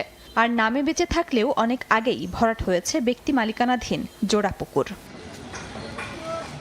শিল্পকলা একাডেমির সংলগ্ন আখড়ার পুকুরটি একসময় টলটলে পানিতে পরিপূর্ণ থাকলেও এখন বোঝার উপায় নেই এটি পুকুর। ময়লা আবর্জনা আর কচুরিপানার ভাগাড়ে পরিণত হয়েছে। এভাবেই শহরের নগুয়া, খড়মপট্টি 32 সহ বিভিন্ন এলাকায় ভরাট হচ্ছে একের পর এক পুকুর। ময়লার ভাগাড় আর কচুরিপানায় ভরা অনেক পুকুর ব্যবহারের অনুপযোগী হয়ে পড়েছে। এতে পরিবেশের ওপর বিরূপ প্রভাব পড়ছে। স্নান করতাম, গোসল করতাম, সুন্দর একটা পরিবেশ ছিল, সবাই আসতো, পূজাপালি হতো। কিন্তু এখন দিনে দিনে যাচ্ছে, মানুষ ময়লা আবর্জনা ফেলে এটার পরিবেশ নষ্ট করেছে। আমাদের পৌরসভার পক্ষ থেকে যদি এগুলো পদক্ষেপ নিত তাহলে ওই পুকুরটা প্রাণ ফিরে আসতো। আমরা এই এলাকার মানুষ এটা অপরিষ্কার অপরিচ্ছন্ন থাকার জন্য আমরা খুব দুর্ভোগ করতেছি। ক্ষুধা না করু, একটা আগুন লাগে আশেপাশে, কোথা থেকে পানি আইনা নিভাবে। জলাশয় সংকটে অগ্নিকাণ্ডের মতো ঘটনায় পানি সংকটে দেখা দেয় বিপত্তি। পরিবেশ অধিদপ্তর বলছে, অভিযোগ পেলে আইনগত ব্যবস্থা নেওয়া হবে। পুকুরগুলো ভরাট হয়ে গেলে দেখা যায় আমাদের পানি সমস্যা হয়। তখন আমাদের যে পানি যে নিয়ে যাই আমরা গাড়িতে, সেই পানির গাড়িটা 15 থেকে 20 মিনিট সর্বোচ্চ চলে। এই 15-20 মিনিট কিন্তু আগুন আসলে নির্ভর না। পুকুর শ্রেণীর জমি ওইগুলো ভরাট হলে আমরা ওইটার বিরুদ্ধে প্রথমে ভরাটকারী কর্তৃপক্ষকে চিঠি দিই যে পূর্বের অবস্থায় ফিরিয়ে নিয়ে আসার জন্য। চিঠি অনুসারে ওনারা যদি কাজ না করে পরবর্তীতে হয়তো আমরা আমাদের মনিটরিং এনফোর্সমেন্ট শাখায় প্রয়োজনীয় ব্যবস্থা নেওয়ার জন্য পাঠাই। অন্যত আমরা মামলা করি, মামলা করার পরে তদন্ত করে আমরা চার্জশিট দাখিল করি। কাগজে কলমে পৌর এলাকায় 13টি সরকারি পুকুর থাকলেও বাস্তবে আছে মাত্র 4টি। আর ব্যক্তি মালিকানাধীন 1.5 শতাধিক পুকুরের বেশিরভাগই ভরাট হয়ে গেছে। সময় সংবাদ, কিশোরগঞ্জ। ওসমান হাদির মৃত্যুতে দেশ জুড়ে চলছে শোক। এই মুহূর্তে তার গ্রামের বাড়ি ঝালকাঠির নলছিটিতে আছেন সহকর্মী অপূর্ব অপু। সেখানকার সবশেষ পরিস্থিতি জানতে সরাসরি চলে যাচ্ছি তার কাছে। হাদির নিহতের ঘটনায় উত্তাল হয়েছে গোটা দেশ, বিক্ষোভে ফেটে পড়েছে ছাত্র জনতা। সেই সাথে চলছে শোকের মাতম। আমি এই মুহূর্তে এসেছি ওসমান হাদির গ্রামের বাড়ি, ঝালকাঠির নলছিটি উপজেলায় তার গ্রামের বাড়ির ঠিক সামনেই রয়েছি।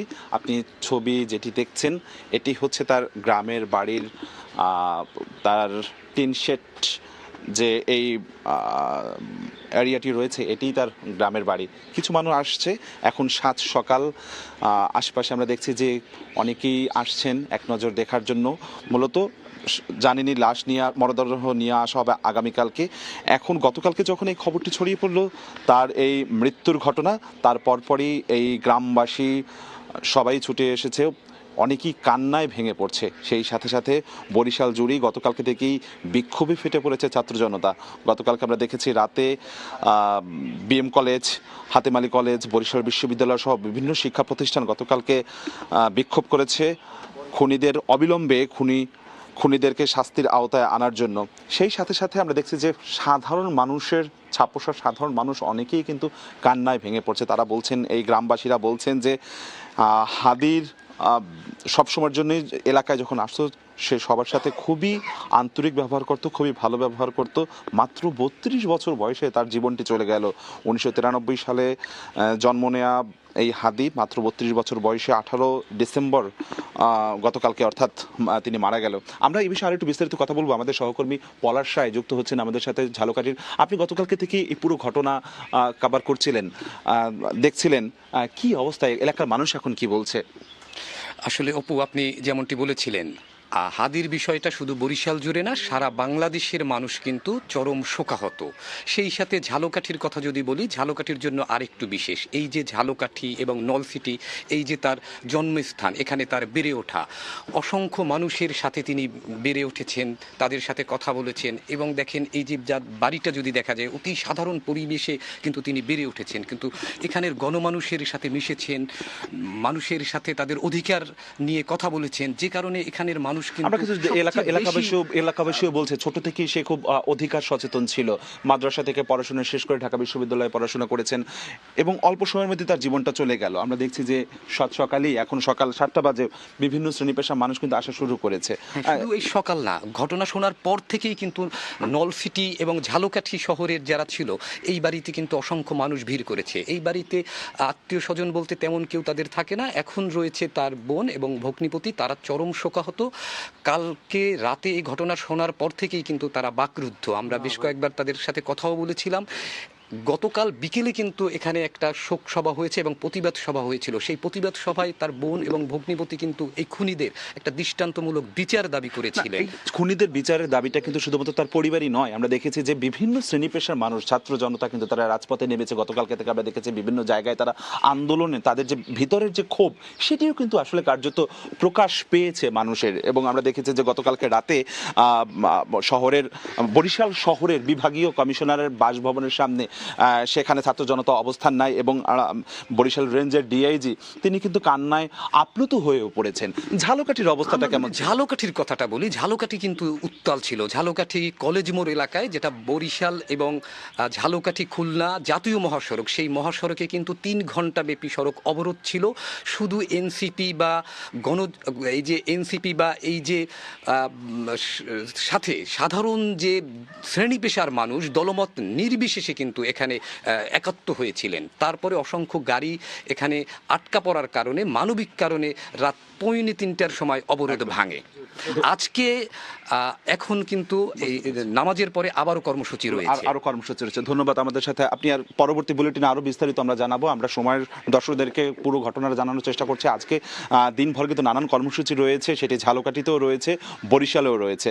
আপাতত হাদির গ্রামের বাড়ির সামনে থেকে এই 7 সকালে আমার কাছে এতটুকুই খবর ছিল। আমরা এতক্ষণ সরাসরি যুক্ত ছিলাম ওসমান হাদির গ্রামের বাড়িতে। আধিপত্য বিস্তারের দ্বন্দ্বে খুলনার আদালত চত্বরের সামনে জোড়া খুনের ঘটনা ঘটে বলে জানিয়েছে র্যাব। বৃহস্পতিবার দুপুরে হত্যাকাণ্ডের সঙ্গে জড়িত ইজাজুল হোসেন নামে একজনকে গ্রেফতারের পর র্যাব 6 সদর দফতরের সংবাদ সম্মেলনে এ তথ্য জানান র্যাব 6-এর অধিনায়ক লেফটেন্যান্ট কর্নেল নিস্তার আহমেদ। বলেন, সিসিটিভি ফুটেজ ও মোবাইলের ভিডিও যাচাই করে হত্যাকাণ্ডে জড়িত 7 জনকে শনাক্ত করা হয়েছে। অন্য আসামিদেরও গ্রেফতারে অভিযান অব্যাহত রয়েছে।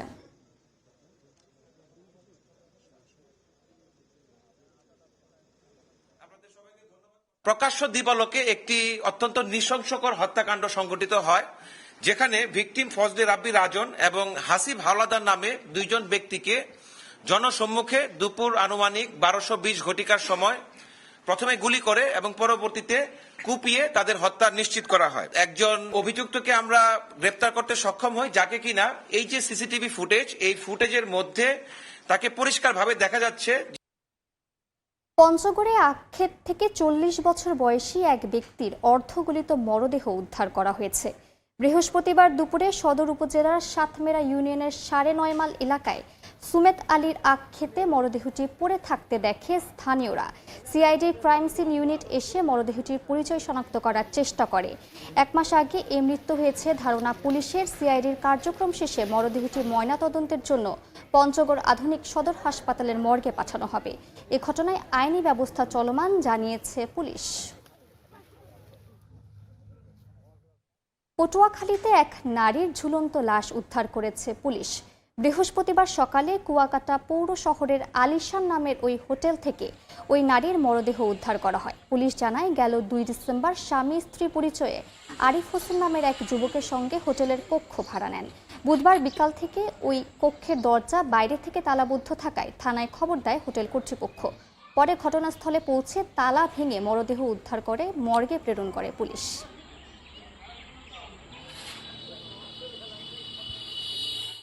উত্তরাঞ্চলে বয়ে যাচ্ছে হিমেল বাতাস। শীতের দাপটে ছিন্নমূল মানুষের দুর্ভোগ বেড়েছে। বিস্তারিত জানতে নওগাঁর মুক্তির মোড় এলাকায় আছেন রিপোর্টার এমআর রক্ষে। উপর দিয়ে বয়ে যাচ্ছে এবং শীতের যে তীব্রতা চলতি সপ্তাহে কিন্তু বেশ বেড়েছে এবং তাপমাত্রার যে পারদ তা কিন্তু এই মুহূর্তে 11 থেকে 12 ঘরে বিরাজ করছে।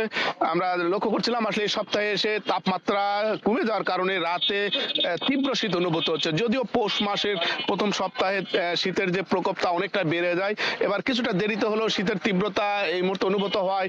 আসলে কাজের সন্ধানে যারা বের হচ্ছেন, সকালে কাজের সন্ধান করতে গিয়ে কিন্তু গরম কাপড় এবং কনকনে ঠান্ডায় অনেকটা বেগ পেতে হচ্ছে। এই অঞ্চলের উপর দিয়ে সবসময় শীতের তীব্রতা একটা বাড়তি কিন্তু অনুভূত হয়ে থাকে। এবারও একই অবস্থা এবং আমরা এবার যেটা দেখছিলাম যে তাপমাত্রা একটা তারতম্য তৈরি হচ্ছে। দিনে কিন্তু রোদের প্রখরতা বেশ ঝরছে, এর ফলেই এই তীব্রতা কিন্তু পরবর্তী ধাপে অনুভূত কম হচ্ছে, কিন্তু রাতে তাপমাত্রা অনেকটাই নিচে নেমে এসেছে এবং 10 থেকে 9 ঘরে থাকতে এবং স্থানীয় আবহাওয়া অফিসের যে বার্তা দিচ্ছে তারা বলছেন যে চলতি সপ্তাহে কিন্তু একটা মৃদু সত্য প্রবাহ এই অঞ্চলের উপর দিয়ে বয়ে যাওয়ার কারণে এই মুহূর্তে কিন্তু এই তীব্রতা এবং কনকনে ঠান্ডা অনুভূত হচ্ছে। এবং সাধারণত আমরা লক্ষ্য করছিলাম যে নিম্ন আয়ের যারা মানুষ তাদের কিন্তু কষ্টটা বেশ বেড়েছে এবং অনেকে গরম কাপড় কেনার জন্য দোকানগুলোতে কিন্তু ভিড় করছেন এবং সেই সাথে এই আবহাওয়ার একটা বৈরী আবহাওয়ার কারণে তারতম্য আবহাওয়ার ফলে হাসপাতালগুলোতে বাড়তি রোগের কিন্তু প্রকোপ আমরা দেখছিলাম। জ্বর, সর্দি, নিউমোনিয়া, শ্বাস প্রশ্বাস নিয়ে কিন্তু অনেকে ভিড় করছেন এবং এই আবহাওয়া থেকে আসলে পরিত্রাণের জন্য যে বিষয়টি আমরা লক্ষ্য করছি যে সেটা হলো যে স্থানীয় প্রশাসনের পক্ষ থেকে প্রতি বছরই কিন্তু নিম্ন আয়ের মানুষের মাঝে গরম কাপড় বা কম্বল বিতরণ করে দেওয়া হয়ে থাকে। এবারও জেলা প্রশাসনের পক্ষ থেকে 50,000 গরম কাপড় নওগাঁর 99টি ইউনিয়নের মাধ্যমে তৃণমূল মানুষের মাঝে দেওয়ার তারা কথা জানিয়েছে। এছাড়া এই মুহূর্তে হঠাৎ করে তাপমাত্রা নিচে নেমে যাওয়ার কারণে শীতের প্রখরতা বেড়েছে। অনেক প্রতিষ্ঠানগুলো থেকে কিন্তু এই নিম্ন আয়ের মানুষকে শীতের হাত থেকে রক্ষার জন্য গরম কাপড় বিতরণের আমরা চিত্র দেখছিলাম। তবে এই সপ্তাহে যে আবহাওয়ার বার্তা তা হলো যে আরেক দফা তাপমাত্রা নিচে নেমে যাবে। এই মুহূর্তে আবহাওয়া বিরাজ করছে 11.5। তবে এই আবহাওয়াটা কিন্তু আগামীতে আরেক দফা 9 বা 8 ঘরে নেমে আসার বার্তায় কিন্তু আবহাওয়া অফিসের পক্ষ থেকে জানানো হয়েছে। সব মিলে শীতের যে তীব্রতা কনকনে এই আবহাওয়া কিন্তু এই জনপদের মানুষকে কিন্তু অনেকটাই কাবু করে ফেলে এবং আগামীতে এই আবহাওয়া আরেক দফা নিচে নেমে এলে একটা সতর্কতা এবং সেই দিক থেকে স্বাস্থ্য ঝুঁকি এড়িয়ে চলার তাগিদ দিচ্ছে চিকিৎসকরা। এই ছিল সার্বিক নওগাঁর শীতের খবর আমার কাছে। আমরা এতক্ষণ সরাসরি যুক্ত ছিলাম নওগাঁয়। কুয়েতে বসবাসরত প্রায় 3 লাখ প্রবাসী বাংলাদেশির খাদ্য তালিকায় দেশীয় শাকসবজি ও ফলমূলের চাহিদা বরাবরই বেশি। এই চাহিদা পূরণে দীর্ঘদিন ধরে বাংলাদেশ থেকে আমদানি করা হলেও মরুভূমির বালুতে প্রযুক্তির সহায়তায় দেশীয় সবজি চাষ করে সফলতা পাচ্ছেন প্রবাসী বাংলাদেশিরা। কুয়েত থেকে মুইন সুমনের রিপোর্ট। মরুভূমি যেখানে দিগন্ত জুড়ে বালু ছাড়া আর কিছুই নেই নদী, উর্বর মাটিও, তবু এই মরুভূমিতে সৃষ্টি হচ্ছে সবুজের গল্প, আর সেই গল্পের নায়ক প্রবাসী বাংলাদেশিরা। কুয়েতে বসবাসরত প্রায় ৩ লাখ বাংলাদেশির খাদ্যাভ্যাসে দেশীয় শাকসবজি ও ফলমূলের চাহিদা সবচেয়ে বেশি। দীর্ঘদিন ধরে এই চাহিদা পূরণে বাংলাদেশ থেকে আমদানি করা হয় লাউ, বেগুন, কুমড়া, মূলা, সিম সহ দেশীয় নানা জাতের সবজি। প্রতিদিন কুয়েতের সেন্ট্রাল ফ্রুটস অ্যান্ড ভেজিটেবল মার্কেটে আসে বাংলাদেশি সবজি। প্রবাসীদের কাছে দেশীয় সবজির চাহিদা সবসময় বেশি, তবে শীত মৌসুমে স্থানীয় উৎপাদন হওয়ায় আমদানির পরিমাণ কিছুটা কমেছে বলে জানান ব্যবসায়ীরা। শীত মৌসুমে কুয়েতে প্রচুর পরিমাণে সবজি এবং ফলমূল উৎপন্ন হয়, সেজন্য সব সবজি এবং ফলমূলের দাম বাংলাদেশের যে ফলগুলো আছে যেমন পটল, কাঁকড়, কই, লক্ষ্য, কচু, তারপরে আনার সমস্ত আইটেমগুলোর স্বাদ টেস্ট আলাদা ভিন্ন। সেই কারণে আমরা বাংলাদেশ থেকে ওই আইটেমগুলো তারপরে মানুষের চাহিদার কারণে এখানে ওইখান থেকে আমরা এই পণ্যগুলো নিয়ে আসছি। প্রযুক্তির সহায়তায় কুয়েতে কিছু সবজি উৎপাদন হলেও তা বাজার চাহিদার তুলনায় খুবই সীমিত। কিন্তু শীত মৌসুমে নতুন এক সম্ভাবনার দুয়ার খুলেছেন প্রবাসীরা। বাংলাদেশ থেকে বীজ এনে মরুভূমির বালুতে ফলাচ্ছেন দেশীয় সবজি। আধুনিক সেচ ব্যবস্থা, গ্রিনহাউস প্রযুক্তি আর অক্লান্ত পরিশ্রমে মরুভূমি হয়ে উঠেছে সবুজ। তাজা লাউ, বেগুন, মূলা, পেঁপে, সিম ফলাচ্ছেন তারা। এখানে হেভি চাহিদা। এখানে মনে করেন যে সবকিছু বাংলাদেশি সবজি নুজদিনার কিলো, নুজদিনার বাংলাদেশে 200 টাকা আসে, বুঝছেন না? তা আমরা নুজদিনার বেশি, ওরা নিয়ে বেশি 300 টাকা কিলো। মরুভূমির বুকে সবুজ এই সবজি হয়ে উঠেছে প্রবাসী বাংলাদেশিদের আত্মবিশ্বাসের প্রতীক আর সম্ভাবনার গল্প। কুয়েতের অফরা অঞ্চলে প্রবাসী বাংলাদেশিদের অনেকেই রয়েছে বিভিন্ন ধরনের কৃষি খামার। তারা কুয়েতিদের থেকে লিজ নিয়ে এইসব জমিতে বাংলাদেশি পণ্য সহ বিভিন্ন ধরনের সবজি শাকসবজি উৎপাদন করে থাকেন। কুয়েতের বাজারে বাংলাদেশিদের যে পণ্য চাহিদা তার মোটামুটি একটি অংশ কিন্তু এখান থেকে উৎপাদিত হয়।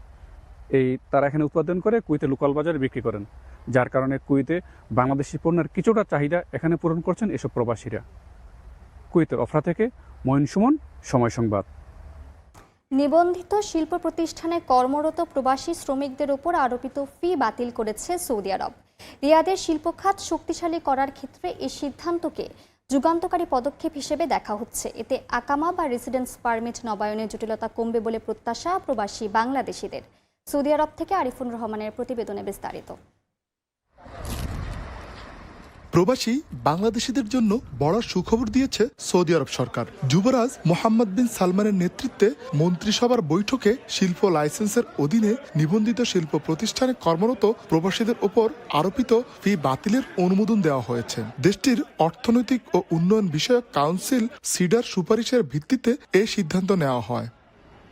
সৌদি সরকারের প্রত্যাশা, এই উদ্যোগের মাধ্যমে শিল্প প্রতিষ্ঠানের পরিচালন ব্যয় কমবে, উৎপাদন বাড়বে এবং বৈশ্বিক প্রতিযোগিতায় দেশটির শিল্প আরও শক্ত অবস্থান তৈরি করবে।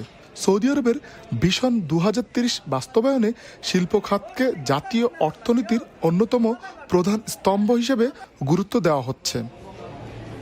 এমন সিদ্ধান্তে খুশি সৌদি প্রবাসীরা। কর্মক্ষেত্রে আকামা নবায়ন সমস্যা সমাধানের পাশাপাশি অবৈধ প্রবাসীর সংখ্যা কমার আশা তাদের। অনেক কোম্পানিগুলো আমরা দেখছি যে এখানে এই ইকামার টাকার জন্য বা অনেক লবি আসার জন্য ওরা আসলে ওইখানে অনেক কারখানা বন্ধ হয়ে গেছে। যারা মূলত আসলে আমরা 10-15 হাজার রিয়াল খরচ করে যে আকামা করতাম, সেটা থেকে যদি অব্যাহতি পাওয়া যায় তাহলে এটা আমাদের অবৈধ হওয়ার হার কমে যাবে। বড় বড় কোম্পানি আছে, কোম্পানিগুলোতে 3 মাসের আকামা দিচ্ছে। আকামা নবায়নের জন্য সরকার ভালো উদ্যোগ নিছে, ফ্রিতে আকামা হবে। সৌদি আরব 2019 সাল থেকে 2025 সালের মধ্যে সরকার প্রবাসী শ্রমিকদের ফি বহনের মাধ্যমে শিল্প খাতে যে সহায়তা দিয়েছে তা এই খাতের উল্লেখযোগ্য অগ্রগতিতে ভূমিকা রেখেছে। নতুন এই সিদ্ধান্ত সৌদি আরবের শিল্প খাতে অটোমেশন ও কৃত্রিম বুদ্ধিমত্তার মতো আধুনিক প্রযুক্তি ব্যবহারে গতি আনবে এবং বৈশ্বিক শিল্প শক্তিতে রূপান্তরের পথ আরও সুগম করবে বলে ধারণা করা হচ্ছে। আরিফুর রহমান, সময় সংবাদ, সৌদি আরব। ফেনীতে স্বাস্থ্য সচেতনতা বৃদ্ধি এবং দৌড়ের সংস্কৃতি জনপ্রিয় করার লক্ষ্যে আয়োজন করা হয়েছে ফেনী রান ফেস্ট। বিস্তারিত জানাতে ফেনী থেকে আমাদের সঙ্গে যুক্ত হচ্ছেন রিপোর্টার আতিয়ার সজল। সূর্য তখনও ওঠেনি, আবার ঘন কুয়াশায় আচ্ছন্ন পুরো পরিবেশ। ঠিক তখনই শত শত রানাররা তাদের রান আপ শুরু করেছেন এবং সেই রান আপ থেকে শত শত যে দৌড়বিদ এখানে অংশগ্রহণ করেছেন। অ্যাথলেটিক যারা রয়েছে সে অ্যাথলেটিক এখানে এসে ফেনীর 0 পয়েন্ট থেকে শুরু করেছেন এবং এখান থেকে প্রায় 250-র মতো এখানে দেখছেন যে এই দৌড়ে অংশগ্রহণ করছেন ফেনী রান ফার্স্ট এই যে 2025 আজকে প্রথমবারের মতন এই আয়োজনে অংশ নিয়েছে প্রায় 250-র মতো লোক যারা বিভিন্ন জায়গা থেকে এসছেন এই দৌড়ে অংশগ্রহণ করার জন্য। এবং আমরা এই ম্যারাথন দৌড়ে আমরা দেখেছি যে বিভিন্ন শ্রেণী পেশার বয়সের মানুষজন অংশগ্রহণ করছে এবং একের পর এক ফিনিশিং লাইন টাচ করছে। এবং এই যে আয়োজকরা যেটা বলছে যে রানকে ফান করে সুস্থ থাকার যে রসদ তারা বেছে নিয়েছেন এবং জীবনে সুস্থ থাকতে হলে যেরকম খেলাধুলার প্রয়োজন এবং শুধু সুস্থ থাকার প্রয়োজনই নয়, আয়োজকরা বলছে যে মাদকমুক্ত সমাজ গড়তে এবং যে সোশ্যাল যে মিডিয়া বা সোশ্যাল যে জগৎটাতে আসক্ত হয়ে মানুষ দিন দিন অন্যান্য সামাজিক কর্মকাণ্ড বা দৈনন্দিন জীবন থেকে কিছুটা বিচ্ছিন্ন, ঠিক তেমনি একটি অবস্থা থেকে বর্তমান প্রজন্মকে এই বের করে আনার জন্য মূলত এই আয়োজনটা তারা করেছেন। প্রথমবারের মতো এই আয়োজনে জেলা প্রশাসন থেকে শুরু করে পুলিশ প্রশাসন, ফায়ার সার্ভিস, ফেনীর যে স্বাস্থ্য বিভাগ সকলেই কিন্তু এই আয়োজকদেরকে সহায়তা করছেন এবং এই আয়োজনেও কিন্তু অংশগ্রহণ করতে পেরে আমরা দেখেছি যে খুশি। আমরা দেখতে পাচ্ছেন যে একজন শিশু সেও কিন্তু তার যে পরিবারের বা তার বাবার সাথে অংশগ্রহণ করেছেন এবং এরকম কিন্তু আমরা দেখেছি বিভিন্ন শ্রেণী পেশার মানুষ অংশ নিয়েছে আজকের এই রান ফেস্টে। ফেনী রান ফেস্টের এই আয়োজন দেখতে আমরা দেখেছি সকাল থেকেই উৎসুক মানুষ এখানে এসে জড়ো হয়েছেন এবং উৎসুক মানুষ কিন্তু তারা দেখছেন যে আসলে এই প্রথমবার মতো আয়োজন, এই আয়োজনটাকে দেখে অনেকে সাধুবাদ জানিয়েছেন, যাতে অনেকে বলছেন এমন আয়োজন যেন বারবার আসে বা আয়োজন করা হয়। এখন আয়োজক যারা রয়েছে আমরা একটু চেষ্টা করব তাদের সাথে কথা বলার জন্য। আসলে আপনারা যে আয়োজনটা করেছেন, আপনাদের এই আয়োজনের লক্ষ্য এবং উদ্দেশ্যটা কি সেটা যদি আমাদেরকে একটু বলতেন, আমরা জানার চেষ্টা করব আয়োজকদেরকে যে কি উদ্দেশ্য নিয়ে আপনারা আমরা ফেনী রান ক্লাব আমরা একটি ম্যারাথন আয়োজন করছি।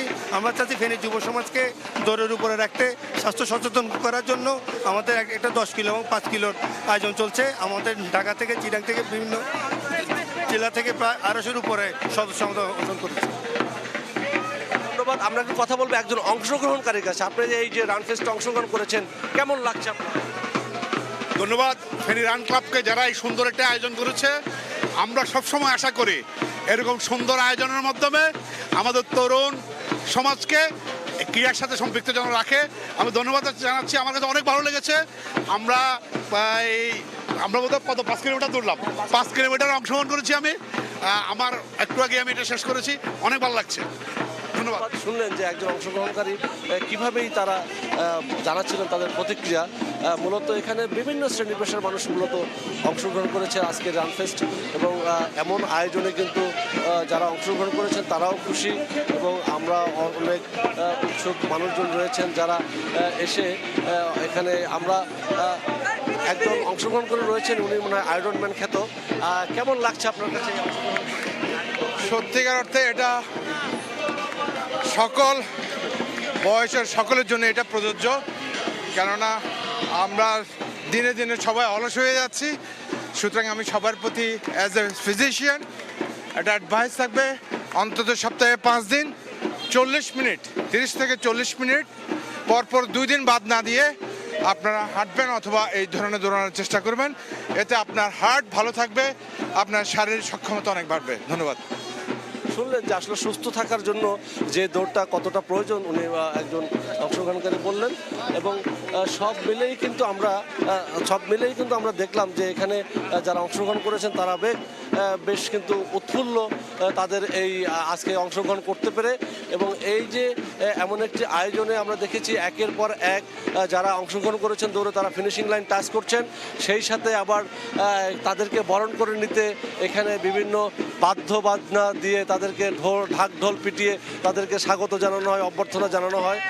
আমরা এই কাকডাকা ভোর থেকেই মূলত এরা অংশগ্রহণ করেছে। ফেনী শহরের যে 0 পয়েন্ট রয়েছে, শহীদ মিনার থেকে চত্বর শুরু হয়ে, মিজান রোড হয়ে, হাসপাতাল মোড় হয়ে, এগুলো রেলগেট হয়ে, কলেজ রোডের সামনে থেকে তারা এসে এই যে আবার সেই 0 পয়েন্টে এসে ফিনিশিং লাইন টাচ করতেছে। এখানে 5 কিলোমিটার এবং 10 কিলোমিটার এই যে 500 মিটার এবং 1000 মিটারের যে রান, এখানে কিন্তু এই 250-এর মতো বিভিন্ন জায়গা থেকে অংশগ্রহণ করেছেন। তাদের আয়োজনে অব্যাহত থাকবে প্রতি বছর, এমনটাই প্রত্যাশা করছেন আয়োজকরা। এই ছিল আমার কাছে এখান থেকে আজকের এই দৌড়ের সব প্রতিযোগিতার সবশেষ। আমরা এতক্ষণ সরাসরি যুক্ত ছিলাম ফেনীতে। এবার খেলার খবর। 2027 বিশ্বকাপে সরাসরি জায়গা করে নেয়ার বিবেচনায় কোনো ধরনের ঝুঁকি নিতে চায় না বিসিবি। তাই আইপিএল এর মাঝে 8 দিনের জন্য নিউজিল্যান্ডের বিপক্ষে ওয়ানডে সিরিজে মোস্তাফিজকে দলে চায় বিসিবি, জানিয়েছেন cricket operations chairman Nazmul Abedin Fahim. আসন্ন বিশ্বকাপ সফরের দিনক্ষণও চূড়ান্ত করেছে বোর্ড। মূল পর্বের আগে 2টি প্রস্তুতি ম্যাচের সুযোগ পাচ্ছেন টাইগাররা। পরিবর্তন এসেছে আগামী বছর হতে যাওয়া পাকিস্তান সিরিজের সূচিতে, জানিয়েছেন ফাহিম। পছন্দের ওয়ানডে ফরম্যাটে আশাহত পারফরমেন্স র্যাঙ্কিংয়ের বিচারে নির্ধারণ হবে বিশ্বকাপে সরাসরি খেলা না খেলা। তাই তো ঝুঁকিতে আছে টাইগাররা। এখনও নিশ্চিতভাবে বলা যাচ্ছে না সরাসরি নাকি কোয়ালিফাই খেলে জায়গা পেতে হবে বিশ্বকাপের মূল পর্বে। সামনের সিরিজগুলোতে ভালো করলে সুযোগ মিলবে বিশ্বকাপে সরাসরি খেলার, যে কারণে আইপিএল ছেড়ে 1 সপ্তাহের জন্য দেশে ফিরবেন মোস্তাফিজুর রহমান। এপ্রিলে নিউজিল্যান্ডের বিপক্ষে ওয়ানডে সিরিজে কাটার মাস্টারকে চাওয়া বিসিবির। যদিও ফ্র্যাঞ্চাইজি টুর্নামেন্টে খেলার গুরুত্ব স্বীকার করে নিয়েছেন ক্রিকেট অপারেশনস চেয়ারম্যান। ওডিআইতে আমরা জানি যে আমাদের কোয়ালিফিকেশনের জন্য আমরা ওই জায়গাটা আমরা বিন্দুমাত্র ছাড় দিতে রাজি না। আমরা এখন যে জায়গাটাতে আছি, আমরা যদি নিরাপদ জায়গায় থাকতাম সেখানে হয়তো আমরা সেটা করতে পারতাম, কিন্তু আমরা সেই জায়গাটা নেই বলে এই সিদ্ধান্তটা নেওয়া। নিশ্চিত করাটা আমাদের জন্য জরুরি যে ওখানে যেন আমরা আমাদের পূর্ণ শক্তি দিয়ে খেলতে পারি, বেশি কন্ট্রিবিউট করতে পারবে এই সম্ভাবনাটাও কিন্তু থাকবে। সো আমরা সব হিসাব কিতাব করেই দেখেছি যে প্লাস মাইনাস করে যে ওর প্রেজেন্সটা আমাদের জন্য জরুরি। আমাদের এক্সিস্টিং যে স্ট্রেংথ আছে সেখানে ও থাকলে সেটা আরও বেশি শক্তিশালী হয়। নতুন বছরের মার্চে পূর্ণাঙ্গ সিরিজ খেলতে বাংলাদেশে আসার কথা পাকিস্তান দলের, কিন্তু পিএসএল এর কারণে পরিবর্তন এসেছে সূচিতে। 2 বোর্ডের সমঝোতায় হচ্ছে নতুন সূচি। পাকিস্তানের সিরিজটা পিএসএল এর কারণে একটু আমাদেরকে শিফট করতে হচ্ছে, কিছুটা আগে কিছুটা পরে, দুই ভাগে হতে হবে এটা। অবশ্য ওয়ানডের চেয়ে টি-20 নিয়ে বেশি ভাবনা বিসিবির। ফেব্রুয়ারিতে ভারত ও শ্রীলঙ্কায় অনুষ্ঠিত হবে শর্টার ফরম্যাটের বৈশ্বিক আসর। তাই বিপিএল শেষ না হতে বিশ্বকাপ প্রস্তুতি শুরু করবেন ক্রিকেটাররা। বিপিএল এর যাদের খেলা আগে শেষ হয়ে যাবে তাদেরকে নিয়ে কাজ শুরু হয়ে যাবে, কিন্তু বিপিএল ফাইনাল খেলার অনেক আগে থেকেই আমরা হয়তো দেখবো যে হ্যাঁ, যারা কোয়ালিফাই করেনি টপ 4-এ তাদের মধ্যে কেউ আছে যারা জাতীয় দলের প্রবল খেলোয়াড়, তাদেরকে নিয়ে আমরা কাজ করা শুরু করে দেবো। 2টো প্র্যাকটিস ম্যাচ খেলছি বিশ্বকাপের ইমিডিয়েট আগের, একটা নামিবিয়ার সাথে এবং একটা আফগানিস্তানের সাথে। সো বেঙ্গালুরুতে আমরা 28 থেকে চলে যাব আইসিসির মূল পিরিয়ড শুরু হওয়ার আগে। বিশ্বকাপ বিবেচনায় বিপিএল চলাকালীন জাতীয় দলের ক্রিকেটারদের উপর নজর রাখবে বিসিবির মেডিকেল বিভাগ। কোনো ক্রিকেটারের ইনজুরি থাকলে বাধ্যতামূলকভাবে বিশ্রাম দেওয়ার নির্দেশ ফ্র্যাঞ্চাইজিগুলোকে। তারেক হাসান শিমুল, সময় সংবাদ, ঢাকা। এবার বিপিএল এ ইন্টিগ্রিটি ইস্যুতে কঠোর অবস্থানে বিসিবি। আসর শুরুর আগেই কোচ ও ম্যানেজমেন্টকে যেতে হয়েছে বিসিবির ইন্টিগ্রিটি ইউনিটের প্রধান অ্যালেক্স মার্শেলের আতশ কাচের নিচে। বিষয়গুলোকে ইতিবাচকভাবে দেখছেন ফ্র্যাঞ্চাইজি মালিকরা। নাম প্রকাশে অনিচ্ছুক এক ফ্র্যাঞ্চাইজি মালিক জানিয়েছেন, বিসিবির এই উদ্যোগ বিপিএল-এ দুর্নীতির সুযোগ কমিয়ে আনবে। একই সঙ্গে কোনো ইস্যুতে ঢালাওভাবে মালিক পক্ষকে দোষ দেওয়ার প্রবণতাও কমে আসবে। ফিক্সিং সহ নানা ইস্যুতে কলুষিত হয়েছে গেল বিপিএল। ফারুক আহমেদের চেয়ার অনেকটাই নড়বড়ে হয়েছিল বিপিএল কাণ্ডে, যেখান থেকে শিক্ষা নিতে চায় আমিনুল ইসলামের বোর্ড। তাই লিগ শুরুর আগে ইন্টিগ্রিটি ইস্যুতে কঠোর অবস্থানে বর্তমান বোর্ড। 26 ডিসেম্বর মাঠে গড়াবে বিপিএল এর 12তম আসর। তার আগে ফ্র্যাঞ্চাইজিগুলোকে নিয়ে সভায় বসেছিল বিসিবির ইন্টিগ্রিটি ইউনিটের প্রধান অ্যালেক্স মার্শাল। 6 ফ্র্যাঞ্চাইজির মালিক, ম্যানেজার এবং হেড কোচদের ডেকেছিলেন মার্শাল। মূলত ফ্র্যাঞ্চাইজিগুলোকে সতর্ক করতেই এই আয়োজন করে বোর্ড, যেখানে জানতে চাওয়া হয় কিভাবে দুর্নীতি করা হয় বিপিএল-এ। এসব রোধে কি ধরনের পদক্ষেপ নেওয়া যায় সেসব বিষয়গুলো আলোচনা করেন। জানা গেছে আসর শুরুর আগে টিম মালিক, ম্যানেজমেন্ট থেকে ক্রিকেটার সবাই নজরদারিতে থাকবে বিসিবির ইন্টিগ্রিটি ইউনিটের। কোনো ধরনের সন্দেহভাজন কিছু পেলেই সংশ্লিষ্ট সকলকে করা হবে জিজ্ঞাসাবাদ।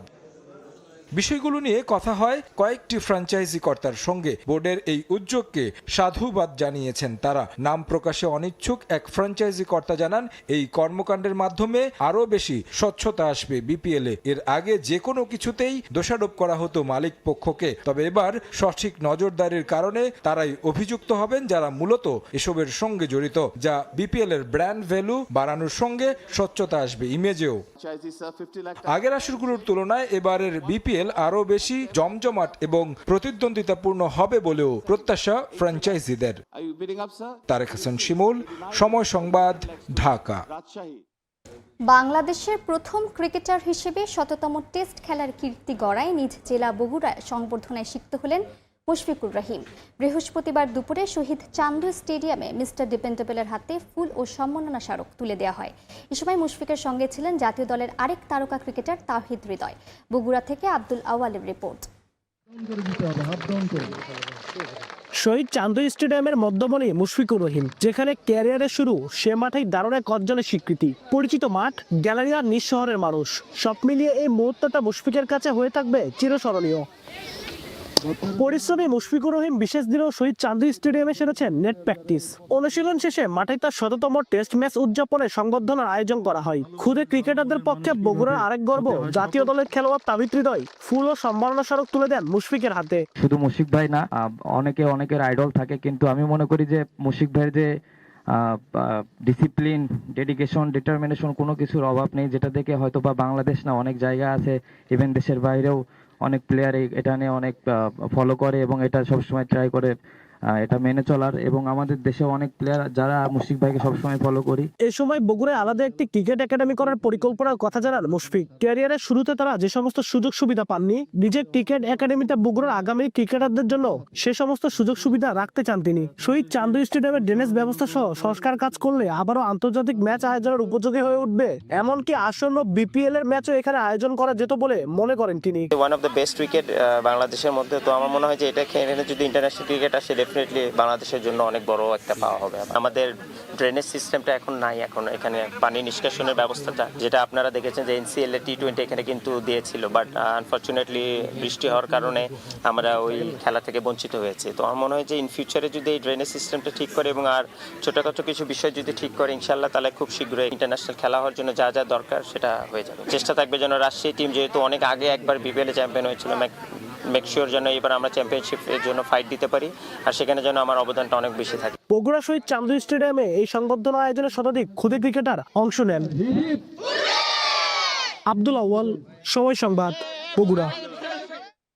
বিগ ব্যাশে উইকেটের অভিষেক হলো রিশাদ হোসেনের। প্রথম ম্যাচে খালি হাতে ফিরলেও দ্বিতীয় ম্যাচে ৩ ওভারে ৩৩ রান দিয়ে ২ উইকেট শিকার করেছেন টাইগার লেগ স্পিনার। যদিও মেলবোর্ন স্টার্সের বিপক্ষে ম্যাচটা জিততে পারেনি রিশাদের হোবার্ট হারিকেন্স। রিশাদ হোসেন উড়ছেন, ধীরে ধীরে আরও উঁচুতে উঠছেন। বিগ ব্যাশ লিগে এই মুহূর্তটা তার জন্য বিশেষ। অস্ট্রেলিয়ার প্রেস্টিজিয়াস ফ্র্যাঞ্চাইজি আসরে প্রথম উইকেট শিকার। অভিষেক হয়েছে ১৬ ডিসেম্বর। সেদিন সিডনি থান্ডারের বিপক্ষে ৩ ওভারে ১৮ রান দিয়েছিলেন উইকেট শূন্য। মেলবোর্ন স্টার্সের বিপক্ষে এলো কাঙ্ক্ষিত মুহূর্ত। আগের ম্যাচে ব্যাটিংয়ে নামেননি, ব্যাটিং অভিষেকটাও হয়েছে দ্বিতীয় ম্যাচে। ব্যাট হাতে ৩ বলে ৫ রানে অপরাজিত ছিলেন টাইগার অলরাউন্ডার। তার দল হোবার্ট হারিকেন্স স্কোরবোর্ডে তোলে ১৫৮। ১৫৯ রানের টার্গেটে নেমে দারুণ শুরু করে মেলবোর্ন। ৫ ওভার ২ বলে বিনা উইকেটে ৪৬ রান তুলে ফেলে তারা। তবে হারিকেন্সকে ম্যাচে ফেরান রিশাদ, এনে দেন প্রথম ব্রেক থ্রু। থমাস রজার্সকে প্যাভিলিয়নে পাঠিয়ে পার্পল জার্সিতে প্রথম উইকেট উদযাপন করেন। নিজের পরের ওভারটাতেও পেয়েছেন সাফল্য। এবারে টাইগার লেগের শিকার আরেক ওপেনার জো ক্লার্ক। রিকি পন্টিংয়ের তার প্রতি এত আগ্রহের কারণটা দারুণ বোলিংয়েই বুঝিয়ে দেন। ৩ ওভারে ৩৩ রানে ২ উইকেটের ফিগারটা হয়তো একটু খরুচে মনে হবে, কিন্তু stump to stump bowling, extra বাউন্সে নজর কেড়েছেন টাইগার স্টার। এর আগে 2024 সালে একাধিক বিদেশি লিগের প্রস্তাব পেয়েও খেলা হয়নি রিশাদের। গ্লোবাল টি20 কানাডায় ভিসা জটিলতার কারণে অংশ নেওয়া হয়নি। একই বছর Big Bash team Hobart Hurricanes তাকে নিতে চাইলেও বিপিএল এর সঙ্গে সূচি সাংঘর্ষিক হওয়ায় বিসিবি থেকে এনওসি দেয়া হয়নি। বিপিএল এ ফরচুন বরিশালের হয়ে খুব একটা গেম টাইমও পাননি। বছর ঘুরতেই ঘুরে গেল চাকা। গতবার বিপিএল এর কারণে বিগ ব্যাশে যেতে না পারা রিশাদ এবার বিগ ব্যাশের সুযোগ হাতছাড়া করেননি, বরং বিপিএল বাদ দিয়ে খেলছেন অস্ট্রেলিয়ান ফ্র্যাঞ্চাইজি লিগে। হোবার্ট হারিকেন্স ফাইনালে উঠতে পারলে 25 জানুয়ারি পর্যন্ত অস্ট্রেলিয়ায় থাকবেন রিশাদ। সেক্ষেত্রে এবারের বিপিএল এ খেলার কোনো সুযোগ নেই। সবকিছু ঠিক থাকলে 26 ডিসেম্বর থেকে 23 জানুয়ারি পর্যন্ত হবে বিপিএল। তবে বিগ ব্যাশে হোবার্ট ফাইনালে না উঠলে অবশ্য ভিন্ন কথা। সেক্ষেত্রে বিপিএল এ কিছু ম্যাচ খেলাও হতে পারে এই লেগ স্পিনারের। রিশাদের বিদেশি লিগে অংশগ্রহণ বলতে এতদিন ছিল পিএসএল আর জিএসএলই। ওই দুই ইভেন্টে লাহোর কালান্দার্স ও রংপুর রাইডার্সকে শিরোপা জেতাতেও রেখেছেন ভূমিকা। এবার বিগ ব্যাশে সেই চ্যাম্পিয়ন্স লাকটা পেতে চাইবে হোবার্ট হারিকেন্সও। মাকসুম আলম খান, সময় সংবাদ। যেসব ফেডারেশন বিদেশি কোচ আনতে চায় তাদের জন্য বিশেষ বরাদ্দের ব্যবস্থা করেছে যুব ও ক্রীড়া মন্ত্রণালয়, নিশ্চিত করেছেন অলিম্পিক অ্যাসোসিয়েশনের মহাসচিব জুবাইদুর রহমান রানা। আসছে বছরের এশিয়ান গেমস এবং কমনওয়েলথ গেমস সামনে রেখে দ্রুতই ক্যাম্প চালু করার পরিকল্পনা তার। সেক্ষেত্রে অলিম্পিক অধিভুক্ত সব ডিসিপ্লিনগুলোকে সমান অগ্রাধিকার দেওয়ার কথা বলেছেন বিওএ মহাসচিব। অলিম্পিক, কমনওয়েলথ কিংবা এশিয়ান গেমসের মতো আসরগুলোতে বাংলাদেশের ভালো করতে না পারার প্রধান অন্তরায় লং টার্ম ট্রেনিং। ছোট্ট পরিসরে যাও অনুশীলন করে কিছু ফেডারেশন, সেখানে থাকে মানসম্মত বিদেশি কোচের অভাব। যে বিষয়টি উপলব্ধি করে এবার পরিকল্পনা হাতে নিয়েছে যুব ও ক্রীড়া মন্ত্রণালয়। লম্বা সময়ের জন্য না হলেও নির্দিষ্ট আসর টার্গেট করে ফেডারেশনগুলোকে বিদেশি কোচের ব্যবস্থা করে দেবে মন্ত্রণালয়। এজন্য এরই মধ্যে বিশেষ বরাদ্দের নিশ্চয়তা দেওয়া হয়েছে। তবে চাইলেই কেউ সেখান থেকে অর্থ ছাড় করাতে পারবে না। এজন্য সংশ্লিষ্ট বিভাগে জমা দিতে হবে সুনির্দিষ্ট পরিকল্পনা। যুব ক্রীড়া মন্ত্রণালয়ের সেক্রেটারি মহোদয় আমাদেরকে অবহিত করেছেন যে ওনারা একটা স্পেশাল ফান্ড করেছেন, যে ডিসিপ্লিনগুলা বিদেশি কোচ চাচ্ছে তাদেরকে তারা বিদেশি কোচ আনার জন্য যেই খরচটা তারা বহন করে। এদিকে এসএ গেমস নিয়ে অনিশ্চয়তায় বন্ধ হয়ে গেছে ফেডারেশনগুলোর ট্রেনিং কার্যক্রম। তবে আসছে বছরের এশিয়ান গেমস ও কমনওয়েলথ গেমস সামনে রেখে দ্রুতই আবারও অনুশীলন শুরু করার পরিকল্পনা আছে বিওএর। সেক্ষেত্রে অলিম্পিক অধিভুক্ত সব ডিসিপ্লিনগুলোকেই সমান অগ্রাধিকার দেওয়া হবে বলে জানান বিওএ মহাসচিব। এখানে প্রায়োরিটি দেওয়ার কিছু নাই, সবাই প্রায়োরিটি পাবে। এখানে 25টা ইভেন্ট আছে অলিম্পিকের, সবাই প্রায়োরিটি পাবে, সমানভাবেই প্রায়োরিটি পাবে। সাফ গেমসের জন্য আমরা অনেক ভালো অবস্থা নিয়ে আছি, বাট এশিয়ান লেভেলে আমরা অনেকটাই পিছিয়ে আছি। এশিয়ান লেভেলে পিছিয়ে আসার কারণটা হলো এশিয়ান লেভেলে লিড করে ওয়ার্ল্ড লেভেল। তো এশিয়ান লেভেল অনেক শক্ত জায়গা, অনেক শক্ত অবস্থান। তারপরেও আমাদের যেই অবস্থানটা এখন চলতেছে, আমরা অনেকগুলাই আমরা সার্কিট খেলতেছি আমাদের প্লেয়ারগুলা। তবে বিদেশি কোচ এবং লং টার্ম ট্রেনিং নিয়ে নানা পরিকল্পনার কথা বলা হলেও ফেডারেশনগুলো তাদের পাইপলাইন কিভাবে সমৃদ্ধ করতে পারে সে বিষয়ে স্পষ্ট কোনো বার্তা নেই যুব ও ক্রীড়া মন্ত্রণালয় কিংবা বাংলাদেশ অলিম্পিক অ্যাসোসিয়েশনের পক্ষ থেকে। এসএম ইকবাল, সময় সংবাদ, ঢাকা। ফিফা ইন্টারকন্টিনেন্টাল কাপের খবর। ফিফা ইন্টারকন্টিনেন্টাল কাপেও অপ্রতিরোধ্য পিএসজি। গোলরক্ষক মাদভেই সাফোনভ বিরুদ্ধে ট্রাইবেকারে ফ্লামেঙ্গোকে হারিয়ে শিরোপা জয় করেছে প্যারিসিয়ানরা। বার্সেলোনার পর এক মৌসুমে ষষ্ঠ শিরোপা ঘরে তুলল লুই এনরিকের দল। কাতারের আহমেদ বিন আলী স্টেডিয়ামে বাঁধ ভাঙা উদযাপন পিএসজির। এক মৌসুমে ফরাসি সুপার কাপ, ফরাসি কাপ, লিগ ওয়ান, প্রথম চ্যাম্পিয়ন্স লিগ, উয়েফা সুপার কাপের পর ক্লাব ইতিহাসে প্রথম ইন্টারকন্টিনেন্টাল কাপের ট্রফি। 2009 সালে বার্সেলোনার পর ইউরোপের দ্বিতীয় ক্লাব হিসেবে এক মৌসুমে ষষ্ঠ শিরোপা জিতল পিএসজি। এই উদযাপন, এই আবেগে ভেসে যাওয়ার সবকিছুই তো তাদেরই মানায়। উল্লাসের গর্জন জানান দিয়েছে নতুন মৌসুমে আরও আগ্রাসী হয়ে ওঠার। এর আগে আহমেদ বিন আলী স্টেডিয়ামে ম্যাচের শুরু থেকেই ব্রাজিলের চ্যাম্পিয়নদের বিপক্ষে আগ্রাসী হয়ে খেলে পিএসজি। এবছর ফিফা ক্লাব বিশ্বকাপে ব্রাজিলের আরেক ক্লাব বোতাফোগোর কাছে স্বপ্ন ভেঙেছিল ফরাসি ক্লাবটির। সেই তিক্ত স্মৃতি নিয়েই সতর্ক হয়ে খেলে তারা। 60% বল দখলে রেখেও গোলের দেখা পাচ্ছিল না লুই এনরিকের দল। অবশেষে 38 মিনিটে খিচা কাভারস্কাইয়ার গোলে লিড নেয় পিএসজি। বিরতির পর সমতায় ফেরে ফ্লামেঙ্গো। ৬২ মিনিটে মার্কিনিউসের ফাউলের সুবাদে পেনাল্টি পায় কোপা লিবার্তাদোরেস জয়ীরা। সেই সুযোগ কাজে লাগিয়ে গোল করেন ইতালির মিডফিল্ডার জর্জিনহো। নির্ধারিত সময়ের পর অতিরিক্ত সময়েও ১-১ গোলের সমতায় শেষ হয়, ফলে ম্যাচ গড়ায় টাইব্রেকারে। সেখানে নিজেদের প্রথম 2 শটেই গোলের দেখা পায় পিএসজি ও ফ্লামেঙ্গো। এরপর সাউল নিগেসের শট ঝাঁপিয়ে পড়ে রুখে দেন সাফোনভ। মাত্রই ব্যালন ডিওরের পর ফিফার বর্ষসেরা ফুটবলারের পুরস্কার জয় করেন উসমান দেমবেলে। ফরাসি তারকার কাছে সমর্থকদের প্রত্যাশাও ছিল পাহাড় সমান, তবে টাইব্রেকারে উড়িয়ে মেরে হতাশ করেন তিনি। দ্বিতীয় শটে ফ্ল্যামেঙ্গোকে হতাশ করেন সাফোনভ। পিএসজিকে এগিয়ে নেন নুনো মেন্দেস। তৃতীয় শটে ব্রাডলি বার্কোলাকে হতাশ করে ম্যাচ জমিয়ে তোলার আভাস দিয়েছিলেন ফ্ল্যামেঙ্গো গোলরক্ষক, তবে বুক চেতিয়ে আস্থার প্রতিদান দিয়ে গেছেন সাফোনভ। নিয়মিত গোলরক্ষকের ইনজুরিতে পাওয়ার সুযোগটা লুফে নিয়ে 2-1 গোলের জয়ে পিএসজিকে উপহার দিলেন এক মৌসুমে 6ষ্ঠ শিরোপা। পারভিন আক্তার, সময় সংবাদ।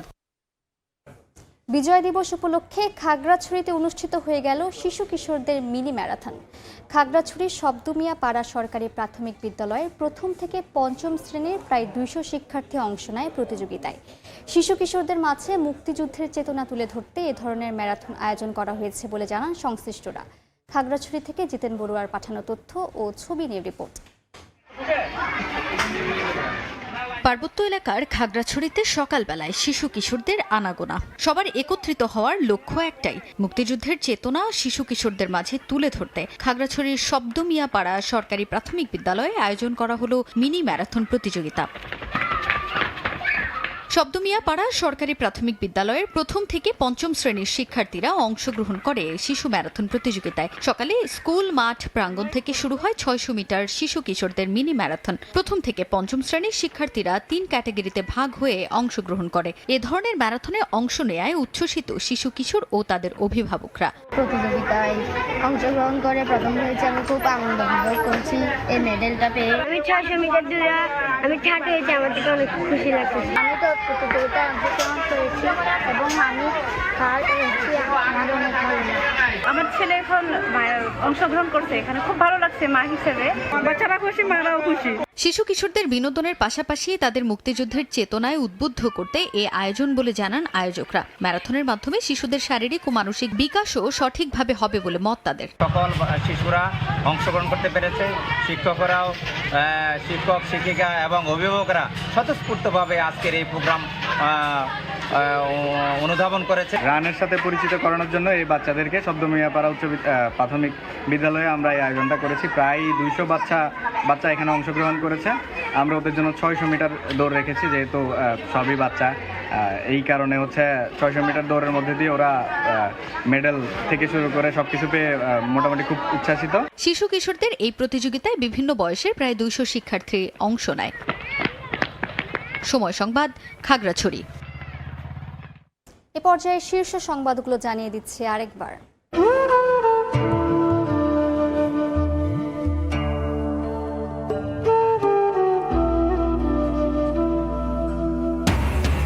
সিঙ্গাপুর থেকে সন্ধ্যা 6টায় দেশে পৌঁছবে হাদির মরদেহ। রাজধানী সহ বিভিন্ন স্থানে রাতভর বিক্ষোভ। আজ বিশেষ দোয়া, শনিবার রাষ্ট্রীয় শোক। পরিবারের দায়িত্ব নেবে সরকার।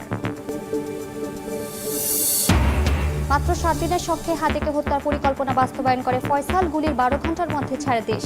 গায়েব করা হয় আলামত। ভারতের মহারাষ্ট্রের সবশেষ অবস্থান শনাক্ত। দেশে ফিরতে ট্রাভেল পাসের আবেদন করেছেন তারেক রহমান। মেয়ে জায়মা সহ টিকিট কেটেছেন 8 জনের। স্বদেশ প্রত্যাবর্তনকে ঐতিহাসিক করতে জোর প্রস্তুতি বিএনপি। বেগম জিয়ার অসুস্থতায় প্রচারে কিছুটা ভাটা পড়লেও তফসিলের পর গুছিয়ে উঠেছে বিএনপি। ঘাটতি দেখছে না নেতারা। তারেক রহমান ফিরলে দলীয় কর্মকাণ্ড আরও চাঙ্গা হওয়ার আশা। এবং 9 বছর পর কাল থেকে বাড়ছে রেলওয়ে পূর্বাঞ্চল ট্রেনের ভাড়া। অতিরিক্ত গুনতে হবে 5 থেকে 214 টাকা পর্যন্ত। সেবার মান না বাড়ানোয় যাত্রীদের ক্ষোভ।